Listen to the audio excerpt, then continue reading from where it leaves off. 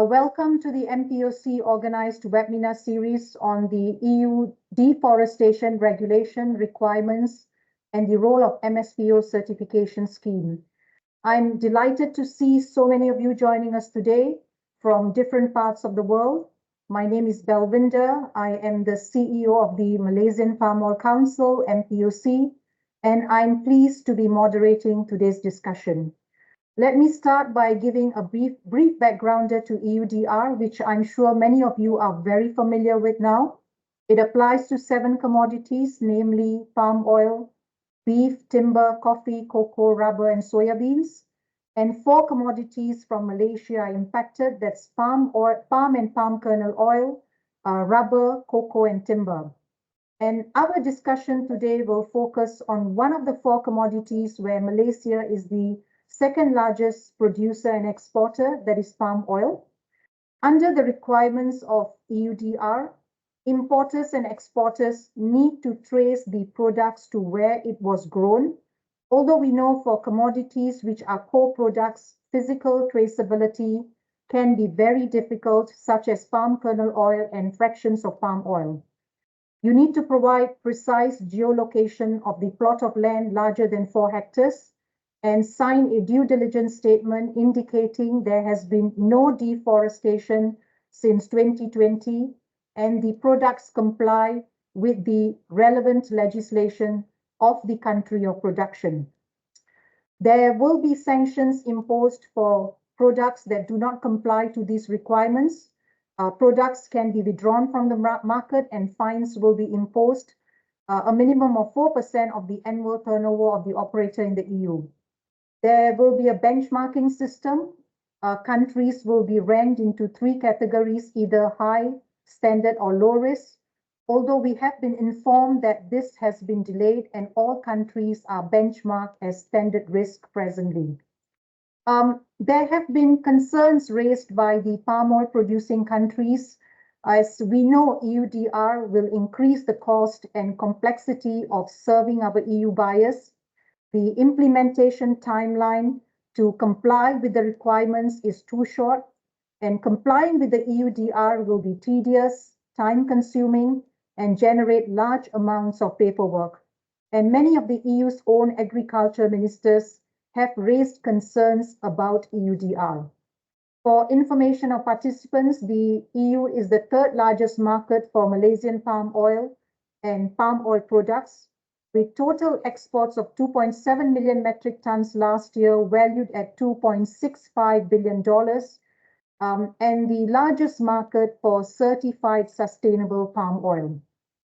So our discussion today is focused not so much on the politics of EUDR, but rather on the practical efforts taken by Malaysia to guarantee or to assure customers and regulators that Malaysian palm oil is guaranteed sustainable and is produced in compliance with EUDR.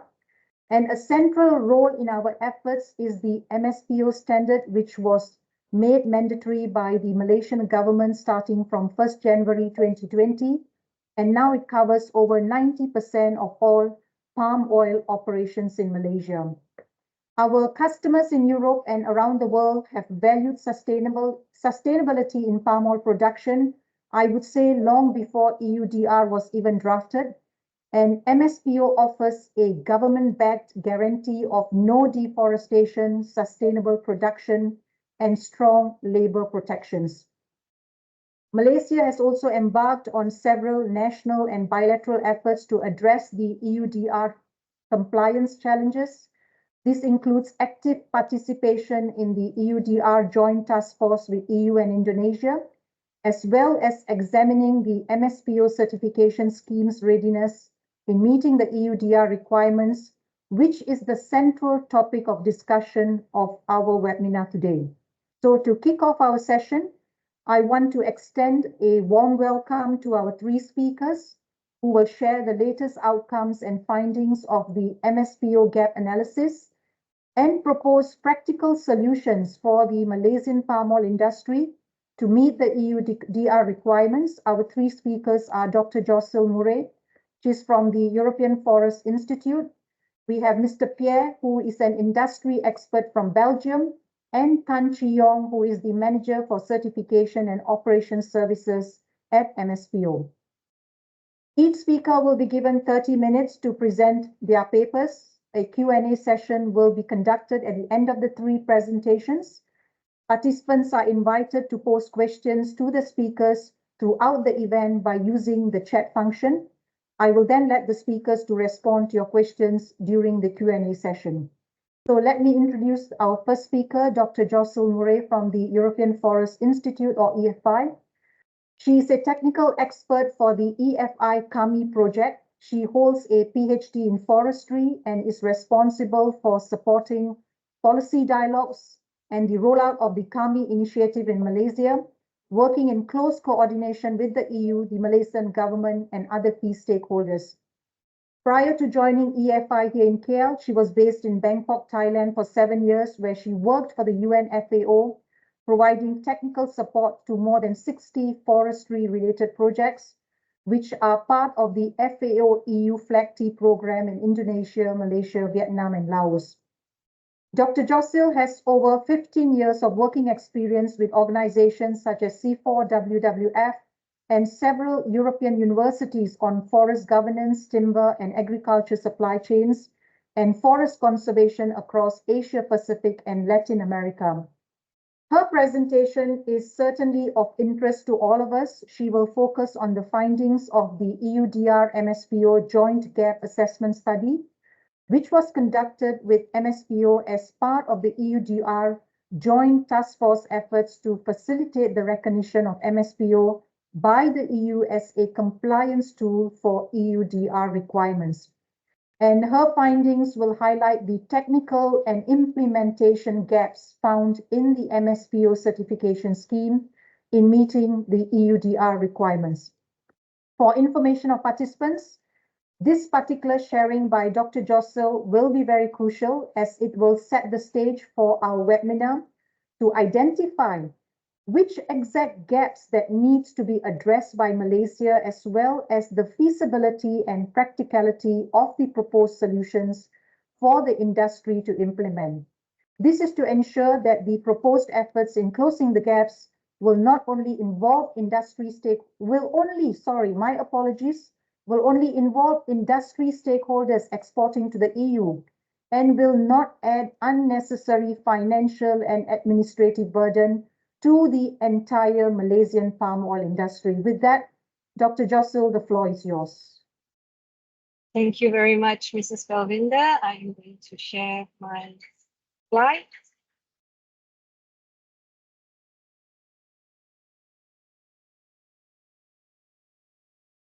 Can you see that? Is that clear, Belvinda? Yes, please proceed. Okay. All right. Thank you very much. A warm welcome to all the participants today. It is indeed my honor to be the first presentation. As Belvinda mentioned, this is a joint effort with MSPO, and you will be hearing more from them later in this webinar series. I am Jocelyn Murray, and I'm from the European Forest Institute. Just allow me to maybe introduce a little bit about where I come from. So I'm with the EFI KAMI project, and EFI is an independent international organization established in 1993. And the convention of EFI is signed by over 30 European states, and we have a Asia office here in Malaysia, in Kuala Lumpur, that we focus mainly on policy implementation. And this office has been operational for more than 15 years now. And the EFI implements the EU-funded KAMI project that aims to reinforce EU-Malaysia and EU-Indonesia partnership by supporting national processes and international dialogue on natural resource use, and a special focus on palm oil. Just a quick overview of my presentation today. I will share with you the background on the joint gap assessment, taking you through the scope and the objective of the assessment, reminding everybody what the key information needs from the EUDR are, and then sharing with you the key findings, focusing on the key information needs. And I will leave one slide of a summary of everything, and then we can discuss anything that you have at the end of the webinar. So now the background to the joint gap assessment. I cannot emphasize more that the EUDR joint gap assessment was done in close collaboration with MSPO, and the assessment builds on a preliminary comparative analysis that was initiated early 2023, looking at EUDR requirements against information available from 4 major palm oil certification standards, and these are the MSPO, RSPO, ISPO, and ISCC standards. Perhaps most of you have heard of the EU, Malaysia, and Indonesia ad hoc joint task force on EUDR. This was set up around the middle of 2023, and the task force, the joint task force met for the first time in August of 2023.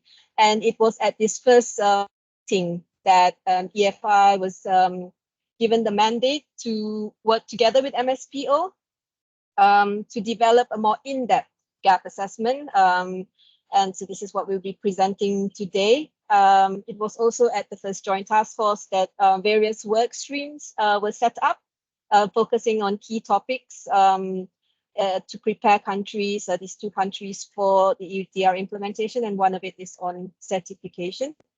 And at the second joint task force, under the work stream on certification, MSPO and EFI presented the draft findings of the gap assessment. The joint task force is a closed meeting.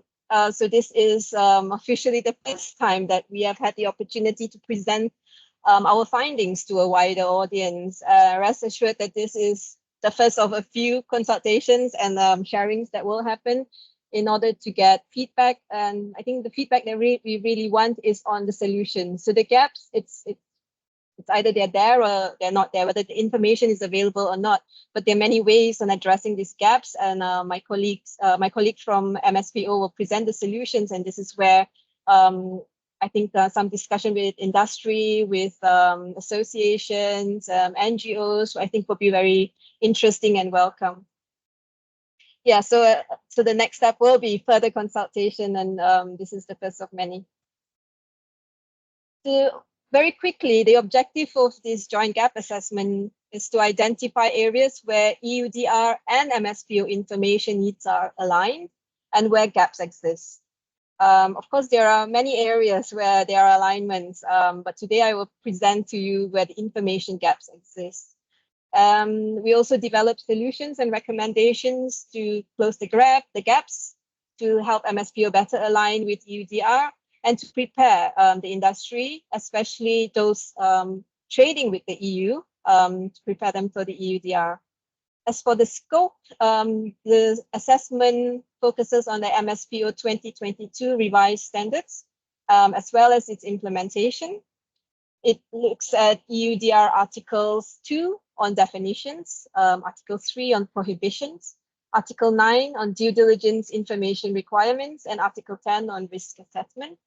It also not only focuses on the 2022 standard series, but also any scheme documents, guidance documents that MSPO develops as part of the overall certification.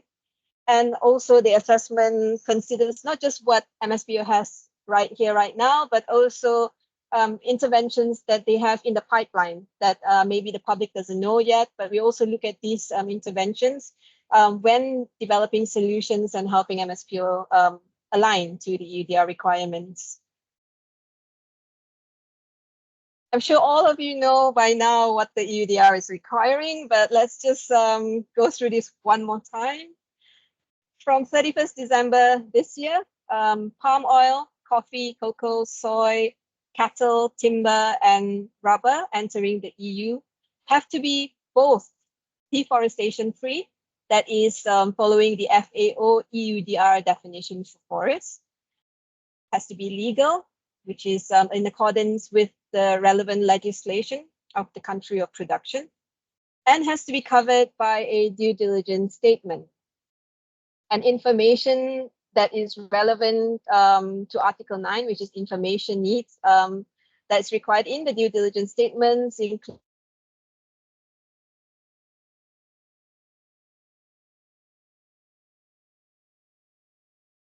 so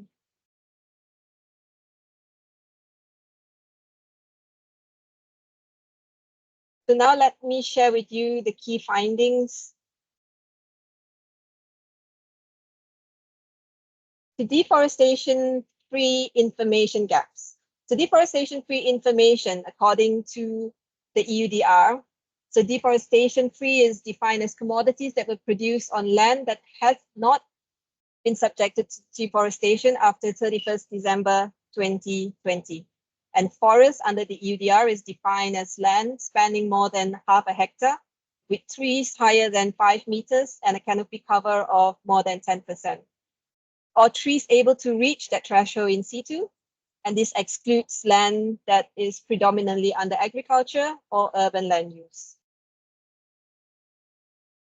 And now I just want to share with you similar information that you can find in MSPO. While MSPO doesn't have a definition for deforestation-free per se, but information that best represents this comes from Principle 1, Criteria 2, Indicator 1 on new planting procedures. And no, new planting cannot convert natural forests, protected areas, and high conservation value areas.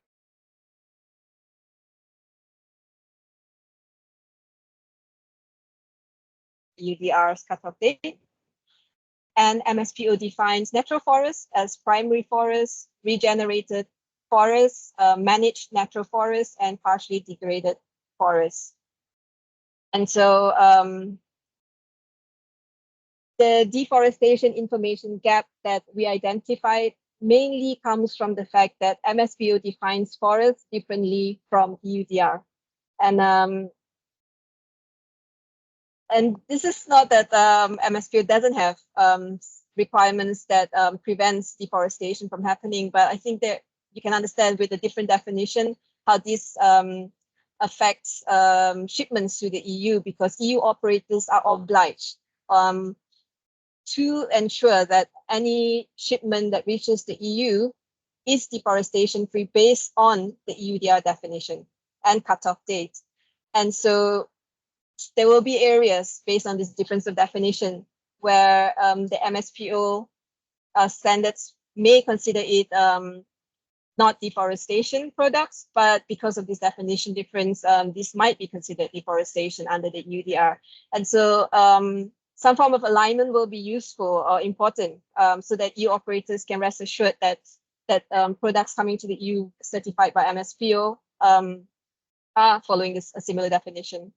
Another concern with deforestation-free information is that MSPO 2022 standard is currently in a transition period. So any deforestation that happens after the 2019 cutoff date, right up to when the new standards come into full implementation, that is in January of 2025, any deforestation that happens during this period is not verified.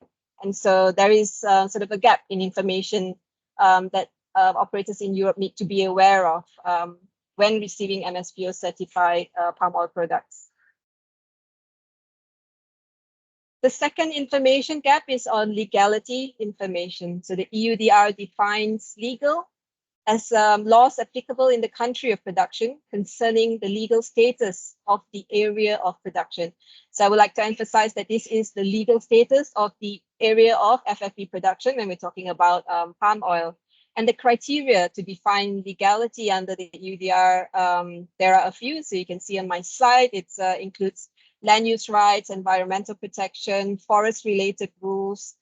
This is mostly for timber products, third-party rights, labor rights, human rights protected under international law, FPIC, as well as tax, anti-corruption, trade, and customs regulations.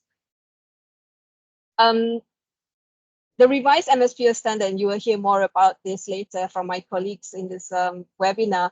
The revised MSPO standard includes strengthened requirements on environmental protection, supply chain traceability with a new standard for dealers. It also has stronger indicators for forced labor and adopts critical concepts that prevent child labor, forced labor, and ensures ethical conduct. But during the gap assessment, we found that information in terms of on human rights protected under international law is still lacking in the MSPO standard. So additional information on this would be very useful for operators in Europe to understand the extent of which international laws has protected, international human rights as protected under international law that is ratified by Malaysia and implemented as law in the country is considered, because there are not all international laws that are ratified in Malaysia and applied in the country. So I think additional information on this we found would be extremely useful for EU operators to understand the risk when they carry out the due diligence checks. Now we move on to the third gap in information, and that is on geolocation information. The EUDR defines geolocation as 1 latitude and 1 longitude point using at least 6 decimal digits. And for plots that are larger than 4 hectares, polygons with sufficient latitude and longitude points to describe the perimeter of each plot of land is required. So this means that for plots more than 4 hectares, you might need 4, you might need 6 points or even more, depending on the shape of the plot of land. The number that is sufficient for you to describe the polygon or the area of the plot will be needed. And the gap that we found in MSPO is that polygon information in line with the EUDR, which means sufficient number of plot points, is not available for plots more than 4 hectares. MSPO requires that accredited CBs collect and report on plantation location, so GPS coordinates of all the plantations. You can find this on the MSPO trace, as well as the public summary of audit reports. Boundary maps, you can find them in the public summary of audit reports, and if you go onto MSPO trace, you can see this, but these are printed maps or pictures of maps without sufficient number of latitude and longitude points to describe the perimeter of those boundaries. So you can see that this is just a misalignment of information, but it is, however, the information that's currently available in MSPO for polygons is not available. And another gap related to geolocation is that the information, so the polygon, the coordinate or boundary information that's collected at the moment is not in a format that can be transferred along the supply chain. And this is important because the ability to link a palm oil product back to the plot of land is essential in EUDR in order to determine if the plot of land is deforestation free or not. So geolocation information needs to be passed along from the plot all the way to the operator in Europe, and this is actually a requirement in the due diligence statement. And so a way to transfer this information is needed. And MSPO has MSPO Trace, which is a very useful traceability tool for MSPO certified entities. Information, polygon and geolocation information needs to be available in the system to allowed to be transferred along the supply chain for it to be more aligned and useful for EU operators. And the last one is traceability information gap. Maybe I'd just like to emphasize that under the EUDR, there is no obligation for operators and traders to use a particular traceability system or scheme. To be honest, if you even look at the EUDR regulation, it doesn't even talk about traceability in the way that it explicitly requires for it. But like I mentioned earlier, in order to link a product back to the plot of land, some system to do that will be very useful. And operators and traders can choose to use traceability tools, and most exporting refinery and mills already have very, very good systems in place. However, this data the accuracy of this data remains the responsibility of the EU exporter, so the operator in Europe, when placing EU products on the EU market. So some of the gaps we found related to traceability information flow is palm oil produced palm oil that's produced in Malaysia that's sold through dealers right now cannot be traced back to the plot of land where it is produced until dealers are certified, because dealers are a crucial link between independent smallholders, especially, and their mills. And until dealers are certified, there will always be a break in the information flow. And MSPO has a dealer standard, and enforcing this dealer standard and getting dealers into the supply chain verified would be very, very important to make sure that information flow is there. And the second one is that MSPO has two supply chain models, mass balance and segregated supply chain models. We know that the segregated supply chain models do not allow mixing of certified and uncertified palm oil, whereas the mass balance supply chain model does.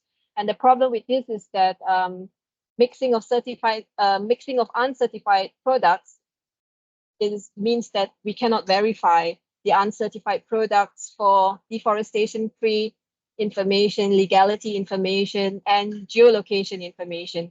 And these three informations are critical for EU operators.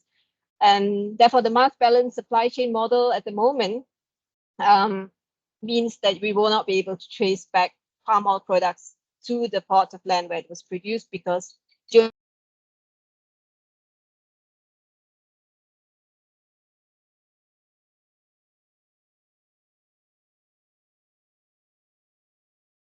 Jocelyn, we have lost you. Hi, Jocelyn. Yeah, continue. Okay. Can you just repeat your last line, Jocelyn? Can you just go back to your last line, what you wanted to say? We lost you there for a short while. Sorry about that. So on MSPO trace, I said that it was, as we know, a very useful tool in MSPO certification.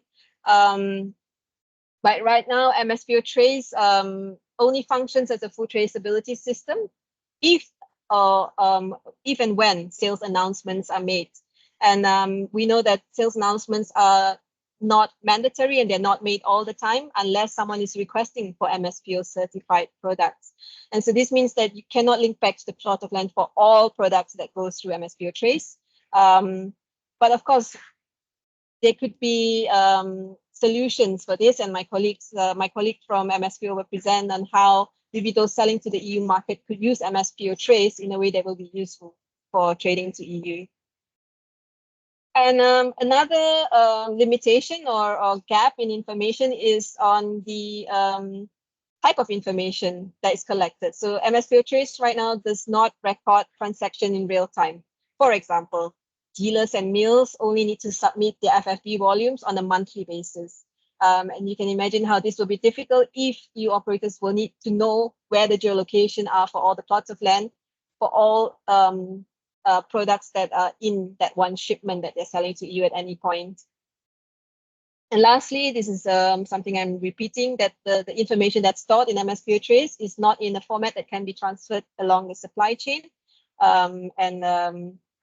For traceability under the EUDR, this would be very important. All right, so I'm going to leave you with this final slide that gives us a summary of the key EUDR information on deforestation following the EUDR FAO definition and cutoff date, legal according to the laws in the country of production, geolocation, and traceability, and how and where the information gaps currently are. And I also mentioned in the start that we're not looking at where the information is available. So basically, a lot of information is available from MSPO, especially on legal, because it is a mandatory scheme. It requires MPOB license. It has a very strong principle on legal requirements. But there are also other elements of MSPO that is very useful for operators in Europe to carry out due diligence. But here are where the information gaps are. And my colleague Yong from MSPO, he will be the final presenter, and he will present solutions in relation to these gaps that we have identified together, and how MSPO can better align to meet the EUDR requirements. And I will end here. Thanking you all very much for your time, and I look forward to your questions later. Thank you very much. Thank you very much, Dr. Josil. Your summary clearly says it or shows that there are 4 areas where there are gaps that have been identified through the gap analysis that have been done by EFI and MSPO. And we will later have Mr. Tan from MSPO addressing what Malaysia is going to do to cover these gaps. But I also do hope that EU will take into consideration looking at some independent data that has already been out there for some time on the rate of deforestations that are drastically reducing in Malaysia. The World Resource Institute, or WRI, has already listed Malaysia as in the top 5 countries for reducing deforestation rates. And we have experienced a 57% reduction. I think the country is doing very well. And I'm also happy to note that you've said that a lot of information that EUDR requires is already available in MSPO. So we are wondering what is stopping the EU from recognizing MSPO. I'll come to that question later to Josil during the Q&A session. So let us go to the next speaker. Our next speaker is Pierre. He's an agronomist and certification expert with experience in the evaluation of sustainable commodities in Southeast Asia and Sub-Sahara Africa. In recent years, he has been focusing on palm oil and rubber, having served as an auditor for the RSPO and as an advisor to the Global Sustainable Rubber Forum. He also authored an analysis of MSPO and EUDR, a report that we at MPOC commissioned late last year. So Pierre's analysis is focused on the requirements of EUDR against the MSPO standards from a viewpoint of an industry expert. We are looking here at an independent expert that has done his own analysis on the strength of MSPO against the EUDR requirements. So he will highlight in his findings on the capability of MSPO standards to meet the deforestation, legality and due diligence requirements of the EUDR that Josil addressed a while ago. And he will also examine the gaps in the due diligence information from the viewpoint of the MSPO certification. In addition to that, Pierre is also going to discuss the conclusiveness of the MSPO information, whether it can meet international norms and standards or whether it can be verified by a third party. And interestingly, he is also going to share his own experience in Africa on the challenges of implementation or EUDR implementation, particularly in terms of traceability in supply chain. We know that traceability has been a problem, not just for palm oil, but many other commodities that are impacted by EUDR. Well, his presentation is very simple and straightforward. His title for his presentation is an answer to the many questions all of us have here in our mind. MSPO as a tool of compliance. Pierre, the floor is yours. Thank you, Mrs. Belvinder. So thank you and good morning, everyone. So it's a real pleasure to join you today for this important subject. So I'm going to share my screen and my presentation.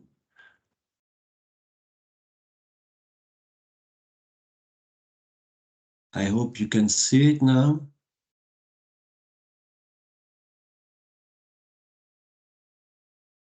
Do you see it?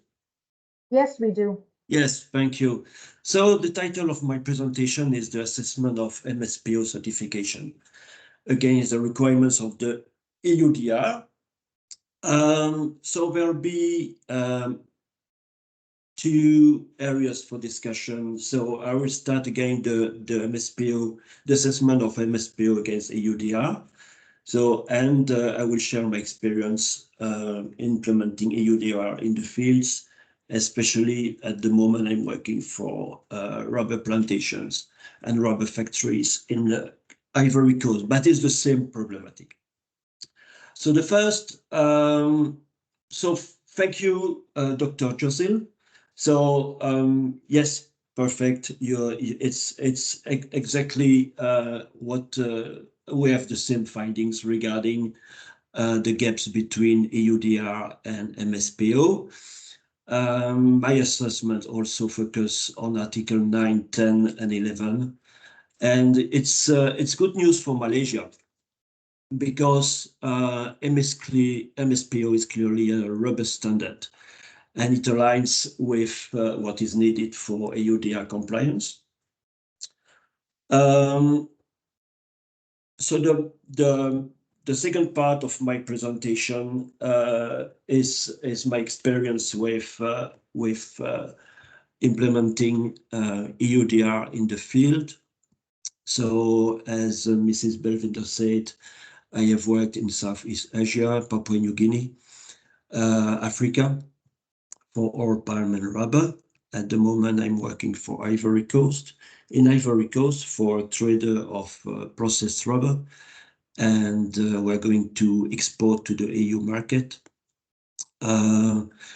And of course, it's not applicable if you export to USA, but anyway, so you never know who are your clients, who will be your clients. And so we have to, I'll tell you what's happening in the field. EUDR is not only the metric, it's not the only metric for assessing MSPO, as it's a very important point. MSPO exists because the Malaysian government and industry leaders responded to a market request for sustainability guarantees.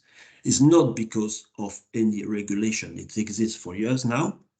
It's not because EUDR has been voted last year that the MSPO has been created.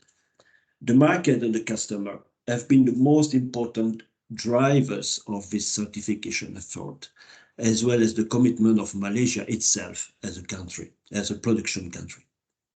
The fact that EUDR is here is a happy coincidence for Malaysia, because MSPO can show how useful it is.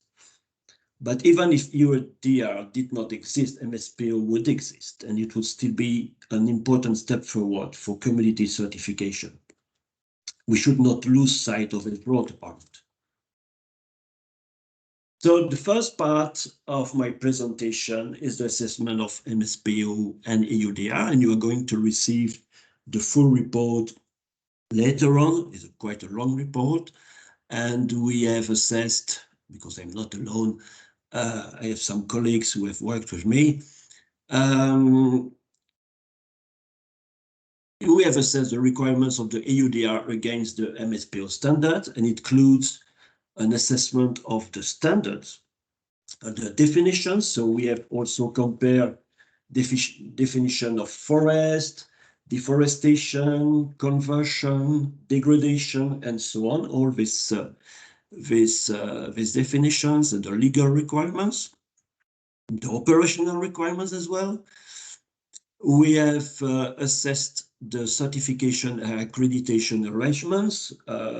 As well, it's managed by the Malaysian Sustainable Palm Oil Certification Council, the scheme owner. We have assessed the informational requirements. So what's in the certificates, in the audit summaries, audit and public summaries. So also we have assessed all this information that are available on these documents. The methodology is quite simple. We have defined the requirements in the EUDR, and we have determined the points in the standards that can meet the requirement. So what are the core requirements in the EUDR? It's called prohibition, but in fact, the Article 3 is called prohibition, but it means that you cannot place on the market unless it's proved to be deforestation free, And the cutoff date is the end of 2020, the 31st of December 2020. So you have also all this definition regarding deforestation, degradation, what is natural forest, a forest, and so on. So, and my colleagues from EFI have done the comparison yet. So the product must be produced in accordance with local laws. So we have a broad requirement in MSPO and some, it's not a very long list in the EUDR, but there is a relevant list of legal requirements in the definition of the EUDR at the point 40, definition point 40. Land use right. You have also to comply with tax, anti-corruption, trade, and custom regulation. It's not very exhaustive, but it covers most of the topics that are very important to make it sustainable, and it must be covered by a due diligence statement. So a due diligence is made of 3 steps. So you have to collect information. You have to, it's in the Article 9 of the EUDR, you have to make, to conduct a risk assessment, and you have to decide about risk mitigation measures in Article 11. All this information, well, not all of them must be readily available, but they must be available upon request. I mean, it must be readily available, but it must not be given to the European Commission immediately. You must keep it on your desk and must be available upon request. So this is quite important because you have to update your risk analysis and your risk mitigation measures every year. You cannot miss the deadline. And so you see, you have to make a due diligence statement through the portal of the European Commission, but you have to keep all these documents on your desk and make them available upon request. So what we've found is that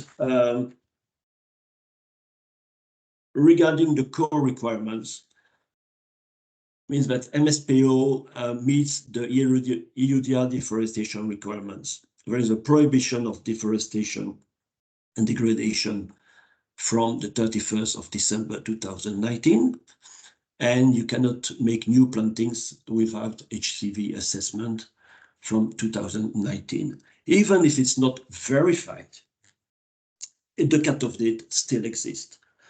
And it's because, well, probably people want to keep their certificates for a longer time, but it will be verified, as EFI said, told you just before.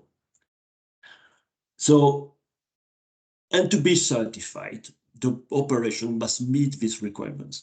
That means that even if you cannot prove immediately that there is no deforestation, the certificate is going to prove it in a way. It's more a question of form than a question of substance. The MSPO meets the EUDR legality requirements. You have, as I told you, EUDR contains a non-exhaustive list. It's, well, you have good list, I would say, but it's not really exhaustive. There is a broad requirement under MSPO, but you have also the audit guidance, the guidance for the auditors that indicate the legal requirements that have to be checked: land ownership, business registration, and so on. So globally, even if there is a small gap, more probably for the human rights, it's a, I don't say it's a detail, but it could be filled probably quite easily. importers must provide information to EU authorities. So it's listed in the Article 9. So you have to give the product description, the quantity of material, the country of production, the geolocation of all the plots, the name, postal address, and email address of any business or person from whom they have been supplied. With the I'm reading the Article 9. So, and you have to give for the when you re-export the products from your European Union, you have to give also the name, postal address, and email address of the people who are going to receive the relevant products. You have to provide conclusive and verifiable information that the relevant products are deforestation free. You have to provide conclusive verification of legal compliance and land rights. So, but it's not the only information you have to collect. Just keep in mind that you have to make a risk assessment, and you have to decide about risk mitigation measures. And it means that you have to collect much more information than that. So you have to decide about to collect information regarding indigenous people, claims from these indigenous people, the level of corruption, the lack of law enforcement, the occurrence of lack of law enforcement, the complexity of the relevant supply chain, and so on. So you have a lot of information to collect. If there are some armed conflicts around, you have to have if there are some risk of forced labor with migrants coming from these armed conflicts areas. So you have to collect all this information. It's not only this that you have to give immediately, but you have to keep all this information on your desk and make them available upon request. Is this information in MSPO certification? Description and quantity, not really, but of course you know how much what we are going to export, and what are the metric tons or you are going to export. It's provided in the documentation for the customs and the shipping company. So the information is there. Country of production, yes, of course, is in the scope of certification of MSPO, so you know it's Malaysia. Supplier identification is provided in the public summary and in the audit reports, so the information is there. Receiver identification is not applicable in this case. And as I told you, conclusive verification of deforestation-free status. How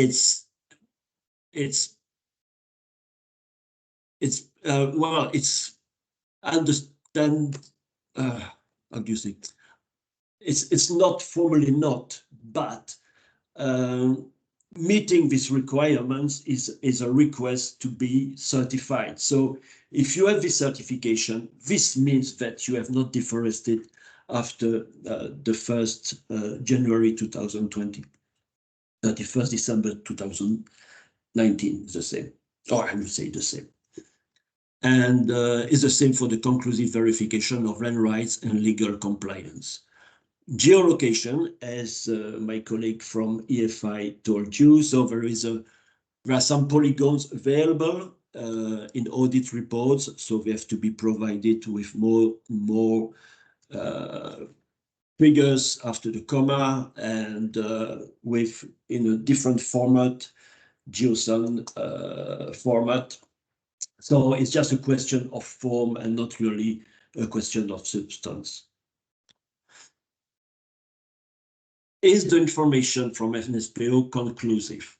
So probably my colleague from MSPO, the next speaker will give you more detail. But MSPO is a certification and accreditation procedures that adhere to international norms. So the auditors from the certification body is called accredited certification body, are only credited by Standards Malaysia, which is the accreditation body. And they have to meet different ISO standard. 17,021 is requirements for bodies providing audit and certification of management systems. Is for the part 2 and 3 of the MSPO standard.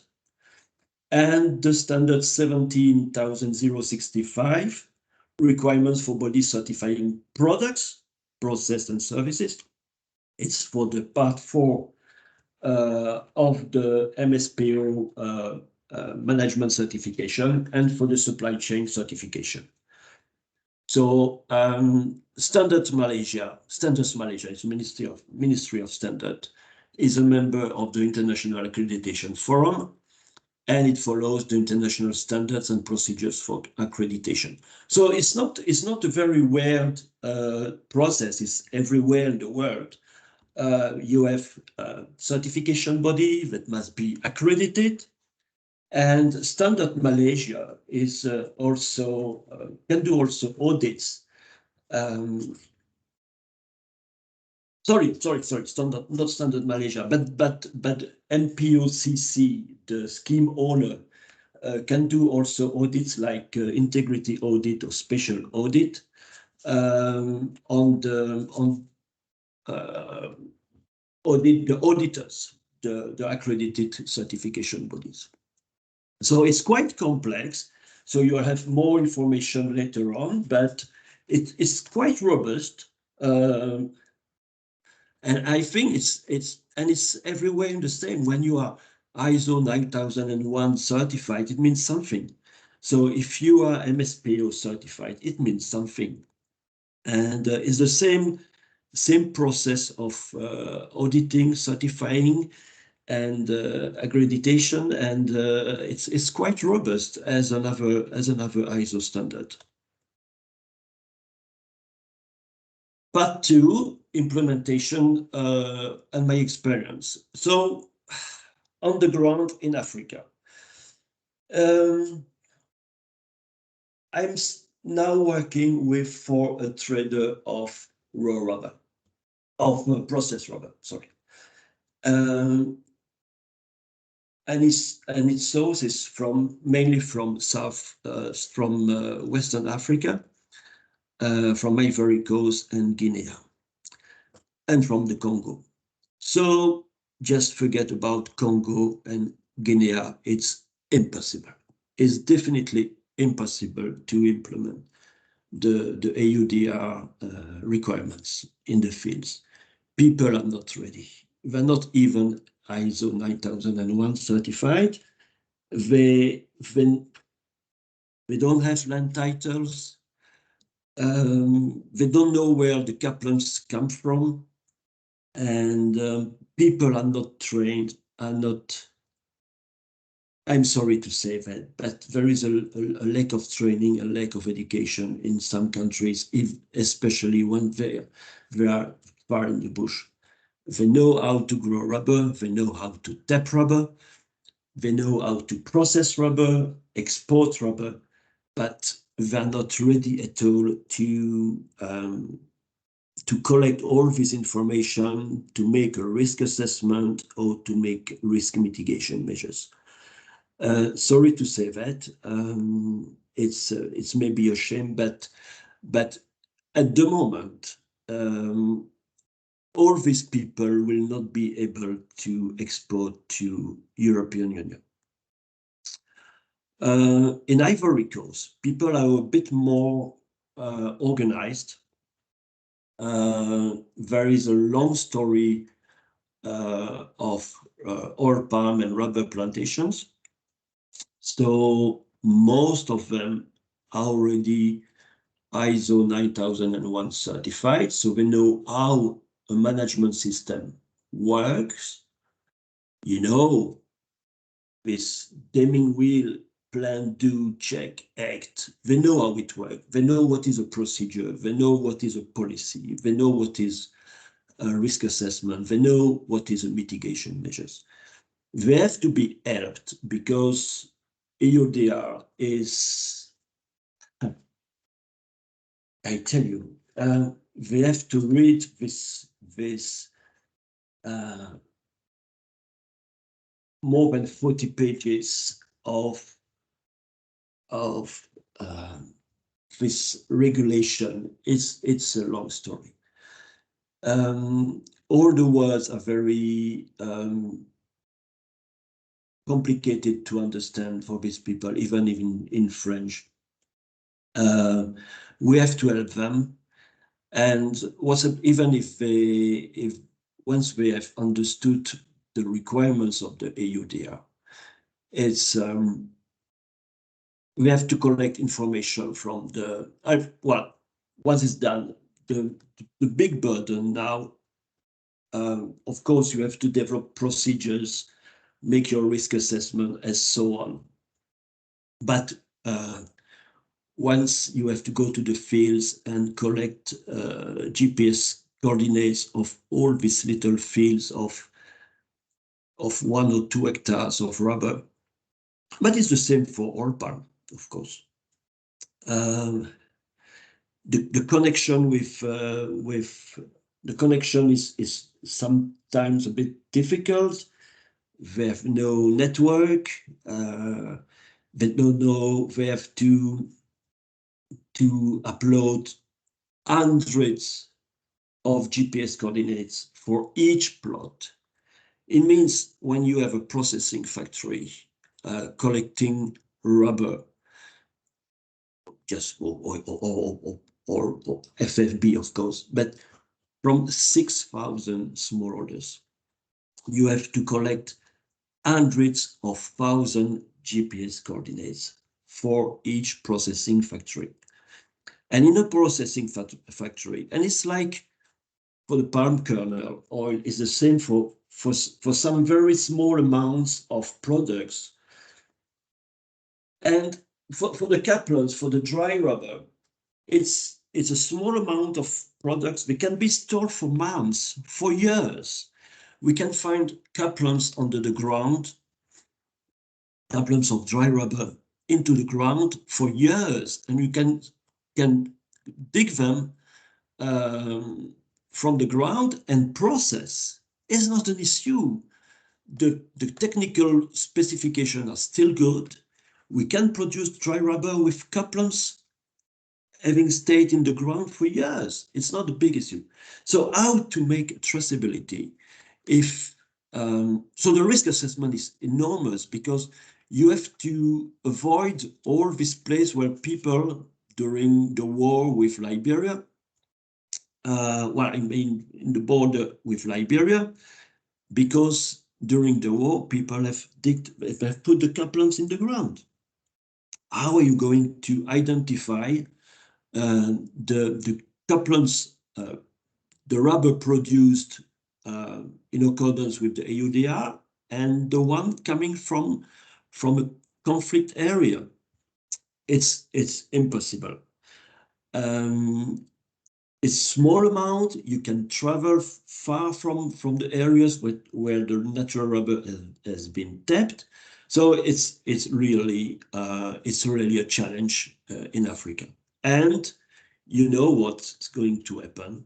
The big agro-industrial plantations are going to win all the long-term contracts. At the moment, the only happy people in Ivory Coast are my friends from Sokfin Group, because they're going to sell the rubber with a premium, because they're the only one who can give the exact coordinates, who can prove that they have the land titles, they can prove that they do respect all the rules, all the legislation. In Malaysia, at least, you have MSPO, and the certificate it's compulsory for the whole country.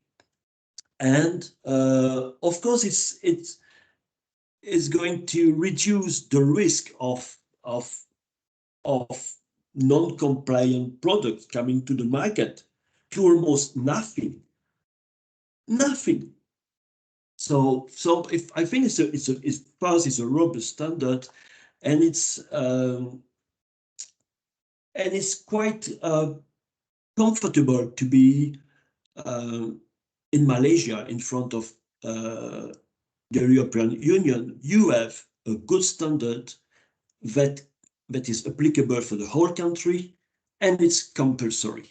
It's compulsory, and so the risk is very, very, very low.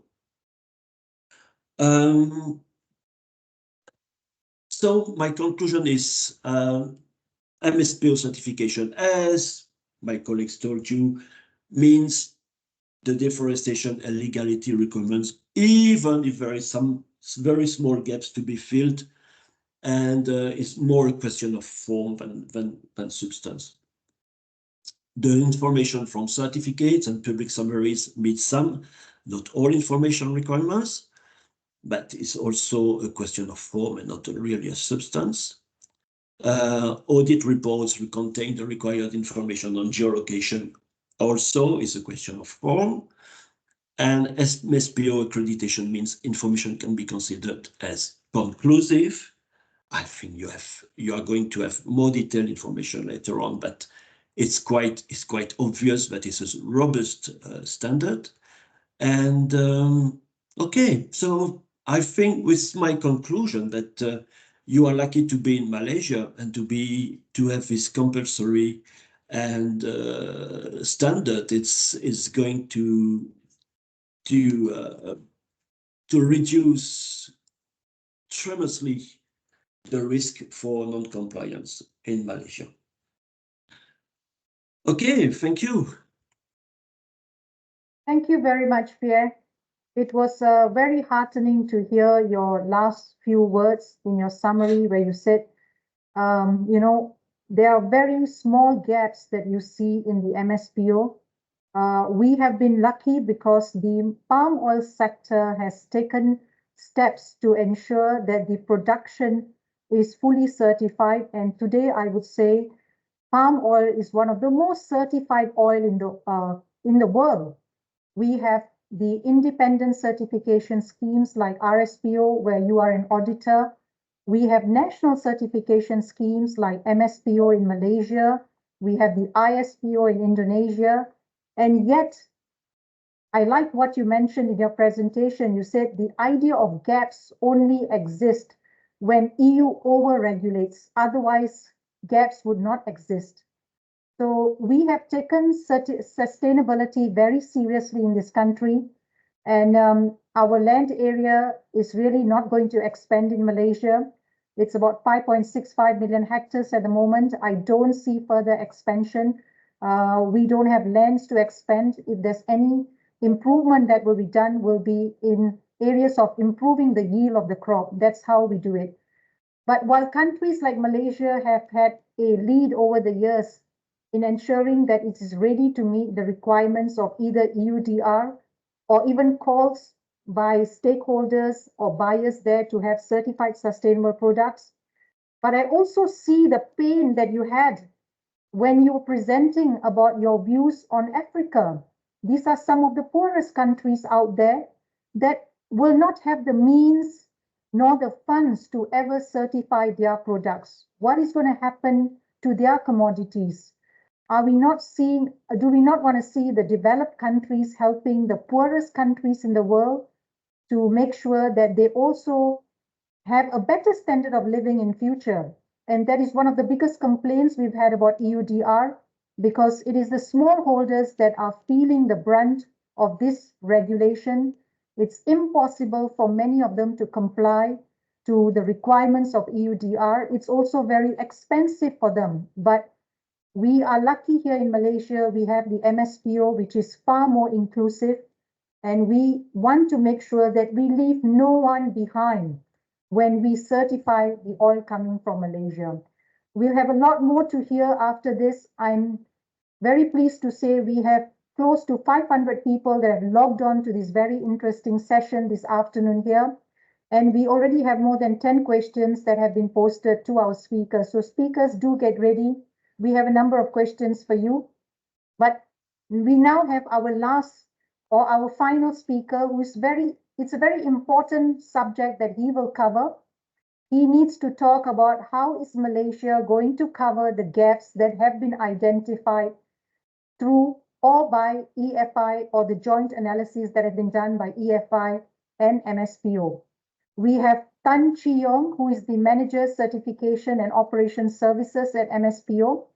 He is leading the Certification and Operations Services Unit, which is tasked to develop the certification documents as well as to provide technical support related to the MSPO certification to the Malaysian palm oil industry stakeholders. And prior to joining MSPO, he was attached to the Ministry of Plantation Industries and Commodities Malaysia, where he was involved in the development of the Malaysian biofuel policy and implementation, especially palm biodiesel. He has had vast experience in policy development and implementation, industry and government relations, as well as training. He holds a Bachelor's of Applied Science in Biotechnology from the University of Science, Malaysia. So Tan, the session, we've got 30 minutes for you. I hope you will make full use of the 30 minutes because I am so sure our listeners are waiting to hear from you as to how MSPO can be accepted as a pathway for EUDR compliance. Tan, the floor is yours. Okay. Good afternoon. Thank you, Ms. Piao, for the introduction. And also thank you to Dr. Joshua and also Mr. Pierre for the analysis on the MSPO and EUDR. Okay. Now let me share my slide.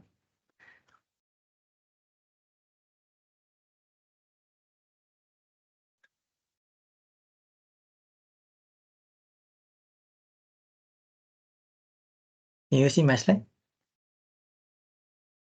Yes, we can, Tan. Proceed, please. So, okay. Good afternoon, ladies and gentlemen. Today, I would like to present about how MSPO can meet EUDR and its potential solution. Okay. So, first of all, just a recap about MSPO standard. Okay, MSPO 2022 standard.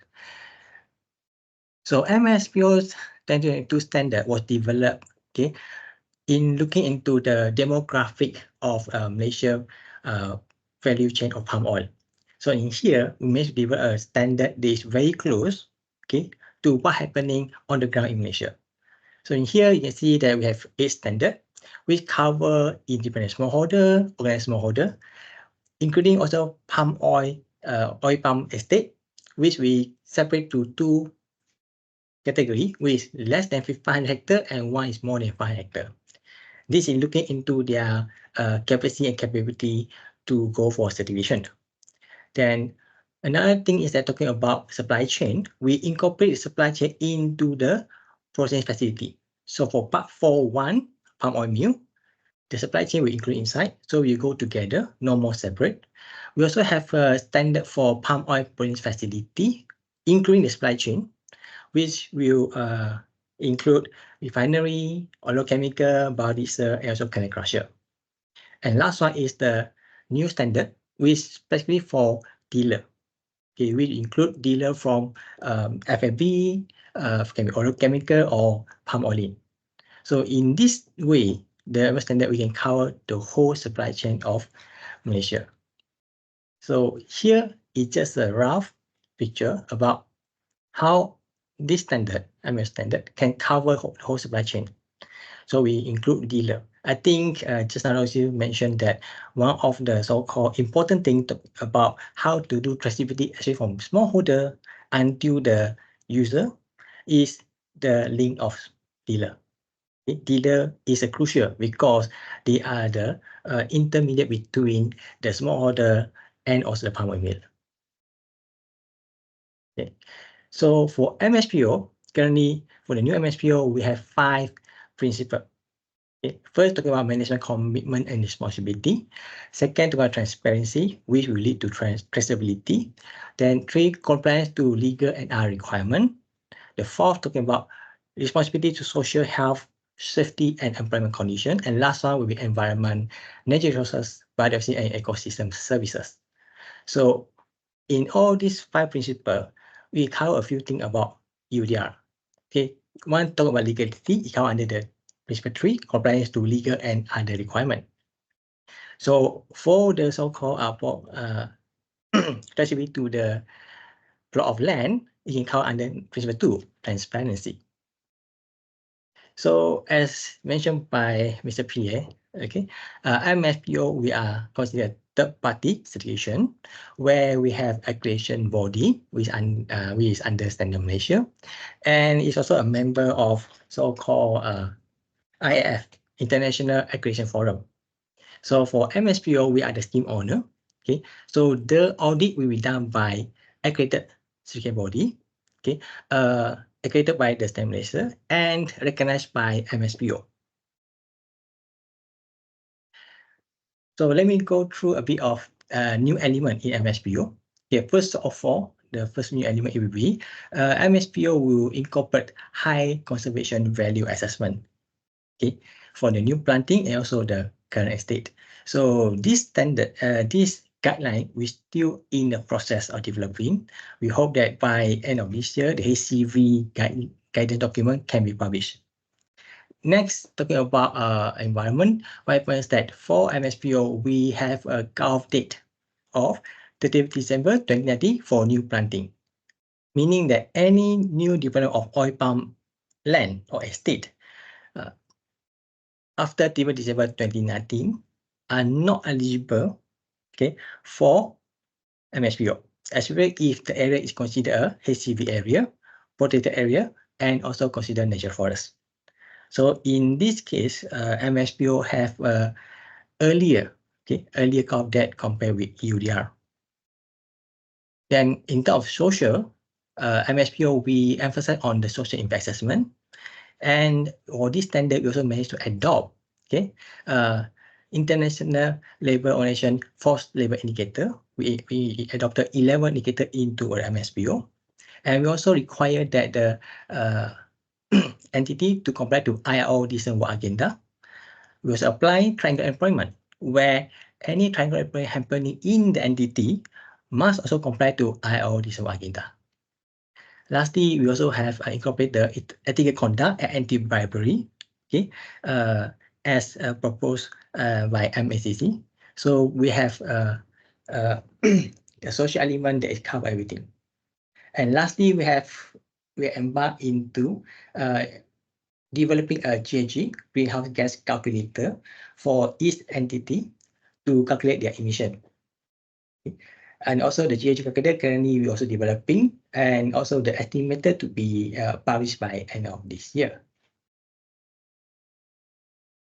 So, okay, and a bit of about MSPO progress. Okay, so as up to March 2024, we roughly certified 4.95 million hectares of oil palm area in Malaysia. So for mill is roughly 416 unit, nearly 90%. So what happened that we can mention that actually what happened, MSPO in Malaysia produce is about 17.5 million tons is estimation based on the certified area. Okay, that is a bit of MSPO. Currently, I will go into what have been discussed or what the gap analysis has been done with EFI. So, okay, first of all, talking about geolocation. Okay, so as you know, geolocation, they need polygon map, which is in the what you call in the digital form, which must be transferable to the user. So what happens that as mentioned by EFI, we MSPO what happened, we're going to upgrade our traceability system with MSPO trace, so that the geolocation in line with EUDR is meaning less than 4 hectares will be in a single geolocation, a pin location, or more than 4 hectares will be polygon map. So one of the suggestions is to that CB can do that. It means if any entity they want to export their product to EU, so they can ask the service of CB to come up with the so-called geolocation. in a polygon and to be upload in MS-Trace, so we transfer along the supply chain. Okay. Another concern is talking about EUDR does not accept mass balance. Okay, why was that? So this is dependable. While in MSPO we have two modules with segregated and also mass balance. So to make easy, maybe we can use MSPO segregated supply chain model for EU market. Okay, with we adhere to the MSPO system requirement. This one for this, why is that at least the industry will have a so-called tools, okay, or system for them to start with. With this kind of system, why is that they can promote, okay, or encourage their supplier down the line, okay, to also be registered to MSPO. So they, and because since all the are certified, they can come up with a segregated supply chain. Okay, and last one, currently MPOB, Malaysia Power Oil Board, is currently developing polygon map for all the smallholder in Malaysia. So what happened that they're going to put it under the MPOB Jopam portal. So we already discussed with MPOB, so the MS-Trace can be linked with MPOB Jopam portal, so that the information or the polygon for the smallholder can be shared, okay, into MS-Trace in line with the EUDR requirement. Okay. Next, another issue talking about deforestation free. Okay, first of all, MSPO have been implemented since mandatory implemented since 1 January 2020. So I find that in MSPO or EMS-Trace, we currently have all the data of the MS certified entity or MS certified area before or until now. So I find that one of the criteria or one of the solutions we can do is identify and publish information on plantation. They are deforestation free. It means established before the 31st December 2020, the cut-off date of EUDR. Okay. That's why I said because MSPO is implemented earlier, so we managed to collect all the information. So this information can be a reference, okay, to facilitate the palm oil going into EU. Okay. Another way is talking about is maybe since MSPO we're going to implement HCV mechanism, we can use the HCV mechanism to identify and verify deforestation-free status of new planting. Okay, so in this case, we need to align the four definition in the HCV guideline with the FAO or EUDR definition of forest.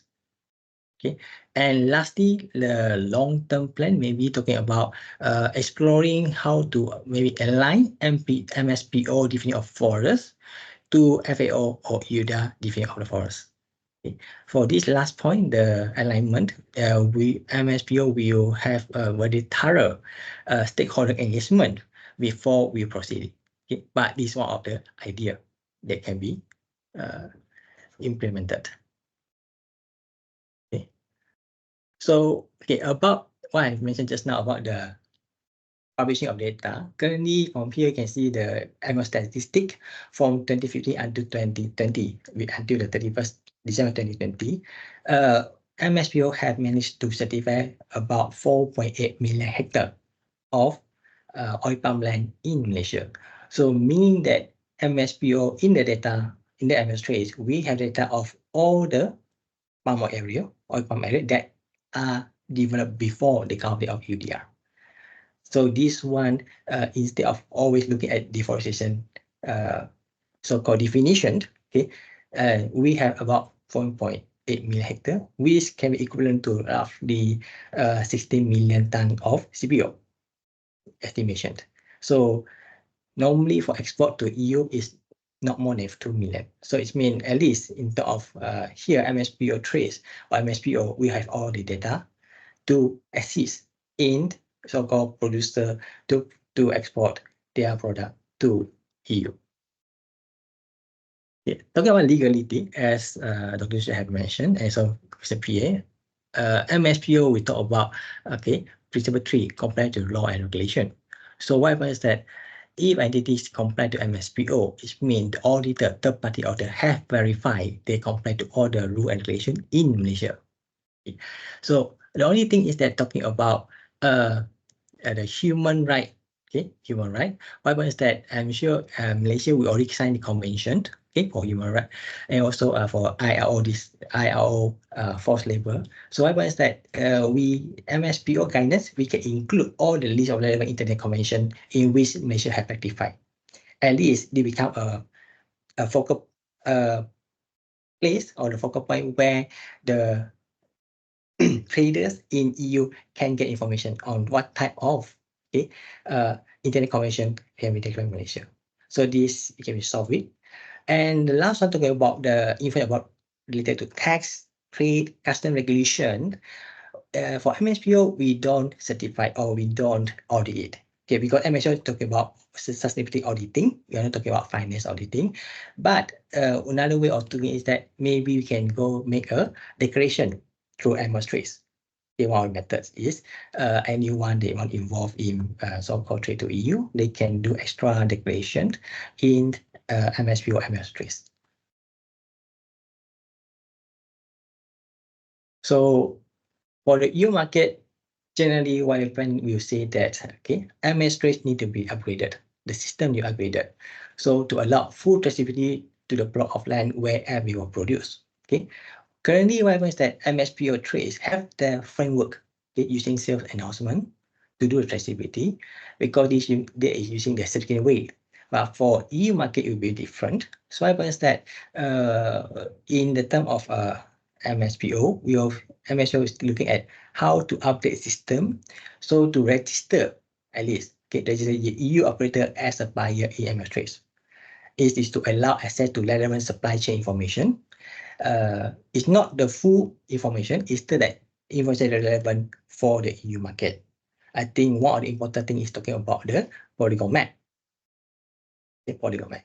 Other information such as the information on the producer, okay, based on my understanding, is not needed. So for the market to EU, okay, the information about email, okay, addresses, okay, contact number is all will be the last exporter. I mean, exporter have give all information. While the supply chain, they only need to give polygon map, okay, polygon map to the traders in EU. So by using MS Trace, we can control the data. Okay, it means only relevant data will go to the traders in EU instead of the whole information. Okay. So, okay, last one, the revised MSPO standard include a standard for dealer. So this circuit of dealer will enable smallholder to be included for supply chain going to EU market. Okay, once this standard is implemented, at least MSPO can ensure there is a pathway for smallholder, okay, FAP of smallholder material to go to the EU market. So last one, I have emphasized MSPO can be a tool, to address sensitive requirement, as we're talking about traceability, deforestation-free, legibility title, and good labor practice. So we include the whole supply chain from the plantation, mill refining until the consumer product. So I think that's all for my presentation. So thank you. And I think all three speakers are ready to accept question from the participant. Thank you for my side. Yes, thank you. Thank you, Mr. Tan. Very comprehensive presentation on MSPO, how it can meet EUDR requirements. You mentioned clearly the cutoff date for MSPO is much more stringent than what EUDR requires. The deforestation date, the deforestation-free dates is 2019 for MSPO, while for EUDR is 2020. I think that's a very big plus point for us. You've also said that there are more stringent requirements that have been added to the revised MSPO standards. For example, you need to identify HCV areas, high conservation value areas. You've added the 11 ILO indicators for labor practices, good labor practices that must be implemented. You need to have a calculator for your greenhouse gas emissions. That is also necessary. You have to do social impact assessment. And interestingly, you mentioned that, yes, Malaysia will be able to provide the polygon maps, while earlier we said that that is a requirement that the companies, the larger companies, are able to do, because it's very costly So we were worried that the smallholders may not be able to do that. But it's good to note now that MSPO is working with MPOB to see, to provide the polygon maps that will be required for smallholders who are only for smallholders who are exporting to the EU. I hope I'm clear about it, because we just want to make sure that we are not going to be doing everything and anything that is required, but we need to do what is required only for EUDR, meaning the 2.7 million tons of palm oil and palm oil products that are being exported to the EU will be EUDR compliant. That's what our target is eventually. And I also note that you said the 4.85 million hectares of land has already been certified under MSPO. So your MSPO 2.0 is far more stringent. With that, ladies and gentlemen, you have heard how the MSPO will definitely be closing the gaps that have been identified earlier from Jossel's and from Pierre's presentation. And we now go to our most interesting session, the Q&A session. We already have a number of questions here. I have 13 questions at the moment, but as a moderator, I will pose the first questions to the speakers. My question is to Jossel, as I asked you a while ago. Do you think your analysis will convince the EU to accept MSPO as a compliance tool for EUDR? What do you think? Thanks, Belvinda. What do I think? I think it's tricky. So I'm just going to say that Jeremy is also here from EFI to answer any questions. And feel free to chip in. But this is sort of understanding the sheer number of certification schemes out there. MSPO is one of many. And if you can imagine, if the EU has to do a similar exercise with every single, and there are hundreds of schemes out there, and to confidently say that this scheme complies, this scheme doesn't, and it will be very tricky for the EU. So I think informing EU operators that the MSPO has the information that's needed for them to carry out their due diligence would be probably the better way forward. But also, I just want to emphasize that the EUDR is a due diligence type regulation. So it does put due diligence responsibility on the operator, and they cannot accept sort of a blanket yes, anyone with MSPO will comply, because that takes away then the responsibility for operators to carry out due diligence on their products. This is what I think. Please chip in, Jeremy. Yes, Jeremy, would you like to give us your thoughts on the same question? Do you think MSPO is ready to meet the EUDR requirements, and should that means now that it's ready to be at least acknowledged by the EU? Well, I think it's up to the EU the way they proceed on that. But I think that what we've tried to do with this gap analysis is to show that there are similarities between information that's required by the EUDR and that's available in the MSPO, and point out where the gaps are and to close those gaps. So I think, working towards what we can practically do with, EFI is not in a position to make the, statement about what EU does on HOP, but we just provide this technical analysis, and hopefully that's been helpful in showing that there is information available in Malaysia, and the operators will then be able to, judge, is that information good? Are we covering our risks by using the MSPO certification? And then there will sort of be a de facto understanding of the risks in Malaysia and how those risks can be covered. So I'm not sure whether it actually needs to be the decision of the EU to state compliance or otherwise, but maybe they have something to say on that in the future. But I think at the moment we can just say that yes, there seems to be information available from MSPO certification that is relevant for the EUDR. That's good to hear. Good comments. But I have a question here for Mr. Yong from one of the participants. Can MSPO produce and share with the Malaysian palm oil exporters or industry and European NCAs on what is determined in Malaysia as produced in accordance with local legislation? Okay, thank you, Ms. Bell. Well, what happens that currently for MS distribution, one of the main criteria is talking about compliance to rule and regulation, especially in the national, okay, in the local, state, national, and international convention. Okay, so currently, if anyone want to get information about that, you can go to MS Trace, okay, website. What happens that we are very transparent. Anyone they have MSPO certification, their name will publish there, and they can also get information in terms of like public summary report, talking about their MS certificate, and also they can get the geolocation in terms of single point in the MS Trace. So it means we are open, okay, so you can access MS Trace to get the information. Okay. There's a question posed for all the speakers. It says here, EUDR needs geolocation. We all know that. So mass balance palm oil is of no use. Segregated or identity preserved is unavailable in significant volumes. So, well, they all think then EUDR looks like a ban on the export of palm. I trust the various sustainable palm oil supply chain models, but the EU does not. How can this gap be filled?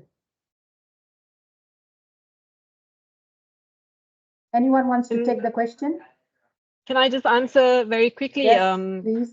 This is something that I kept it in the gap assessment as an option for Malaysia to consider, and Mr. Tan is aware of it. Is that the EU is not saying that mass balance model is not allowed. I think that needs to be clear. Yeah, if you mix certified and uncertified products together, but if you can provide the EUDR information for the uncertified component, which is you can assure that the uncertified component that you're mixing with is legal, deforestation free, and you have the geolocation information, then your mass balance model can be sold to the EU.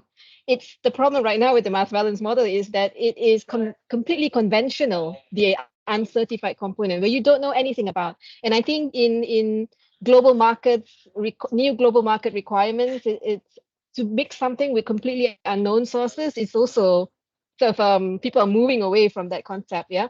And so I think what one solution moving forward is that those who are selling to EU and want to use the mass balance model, collect information on your suppliers, just 3 additional information.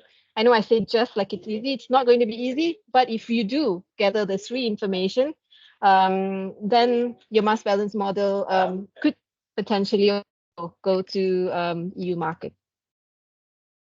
Does anyone want to add to that? No? Okay, I've got a question for Pierre here.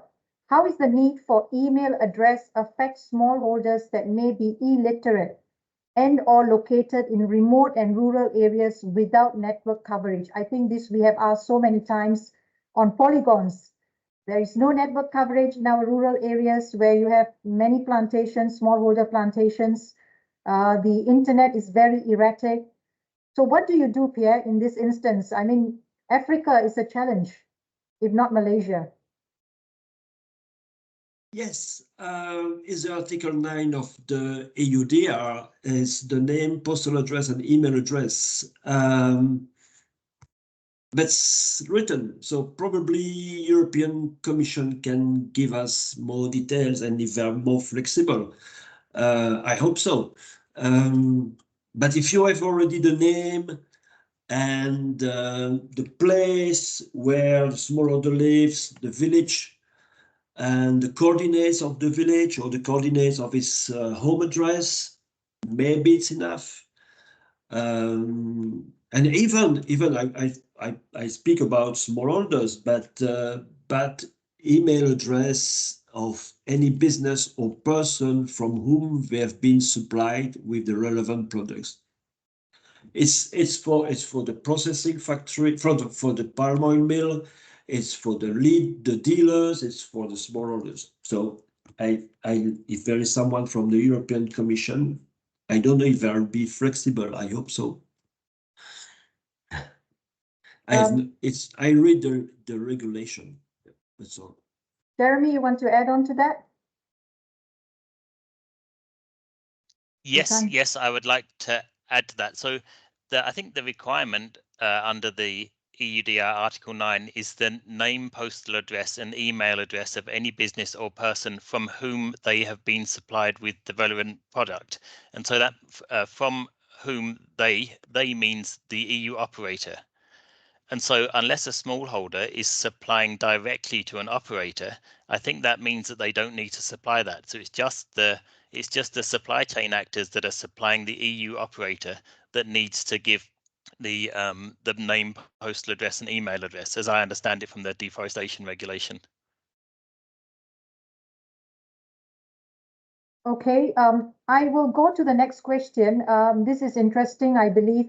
For the information of all participants, we have two people from EFI that have joined us. One is Dr. Jocelyn Murray, and the other one is Jeremy Broadbent, who is also assisting with the questions here and the answers for the questions that are being posed by the participants. Now, this is also a question that I wish the EU Commission was present, but as they are not, I believe I will have to pass it again to EFI to provide some clarity. There is a proposal. Could we propose establishing a link between the EU portal and the information stored within each company's database via a URL or QR code? Very interesting. This proposition echoes a similar methodology that has been outlined by other governments to address EUDR compliance while respecting national security laws concerning the sharing of polygon data. Jocelyn or Jeremy, what do you think? It's a Well, suggestion. maybe I can comment on that for a second. We've understood that on the Indonesian side there is that request, and it's in relation to some data privacy discussion that's still continuing.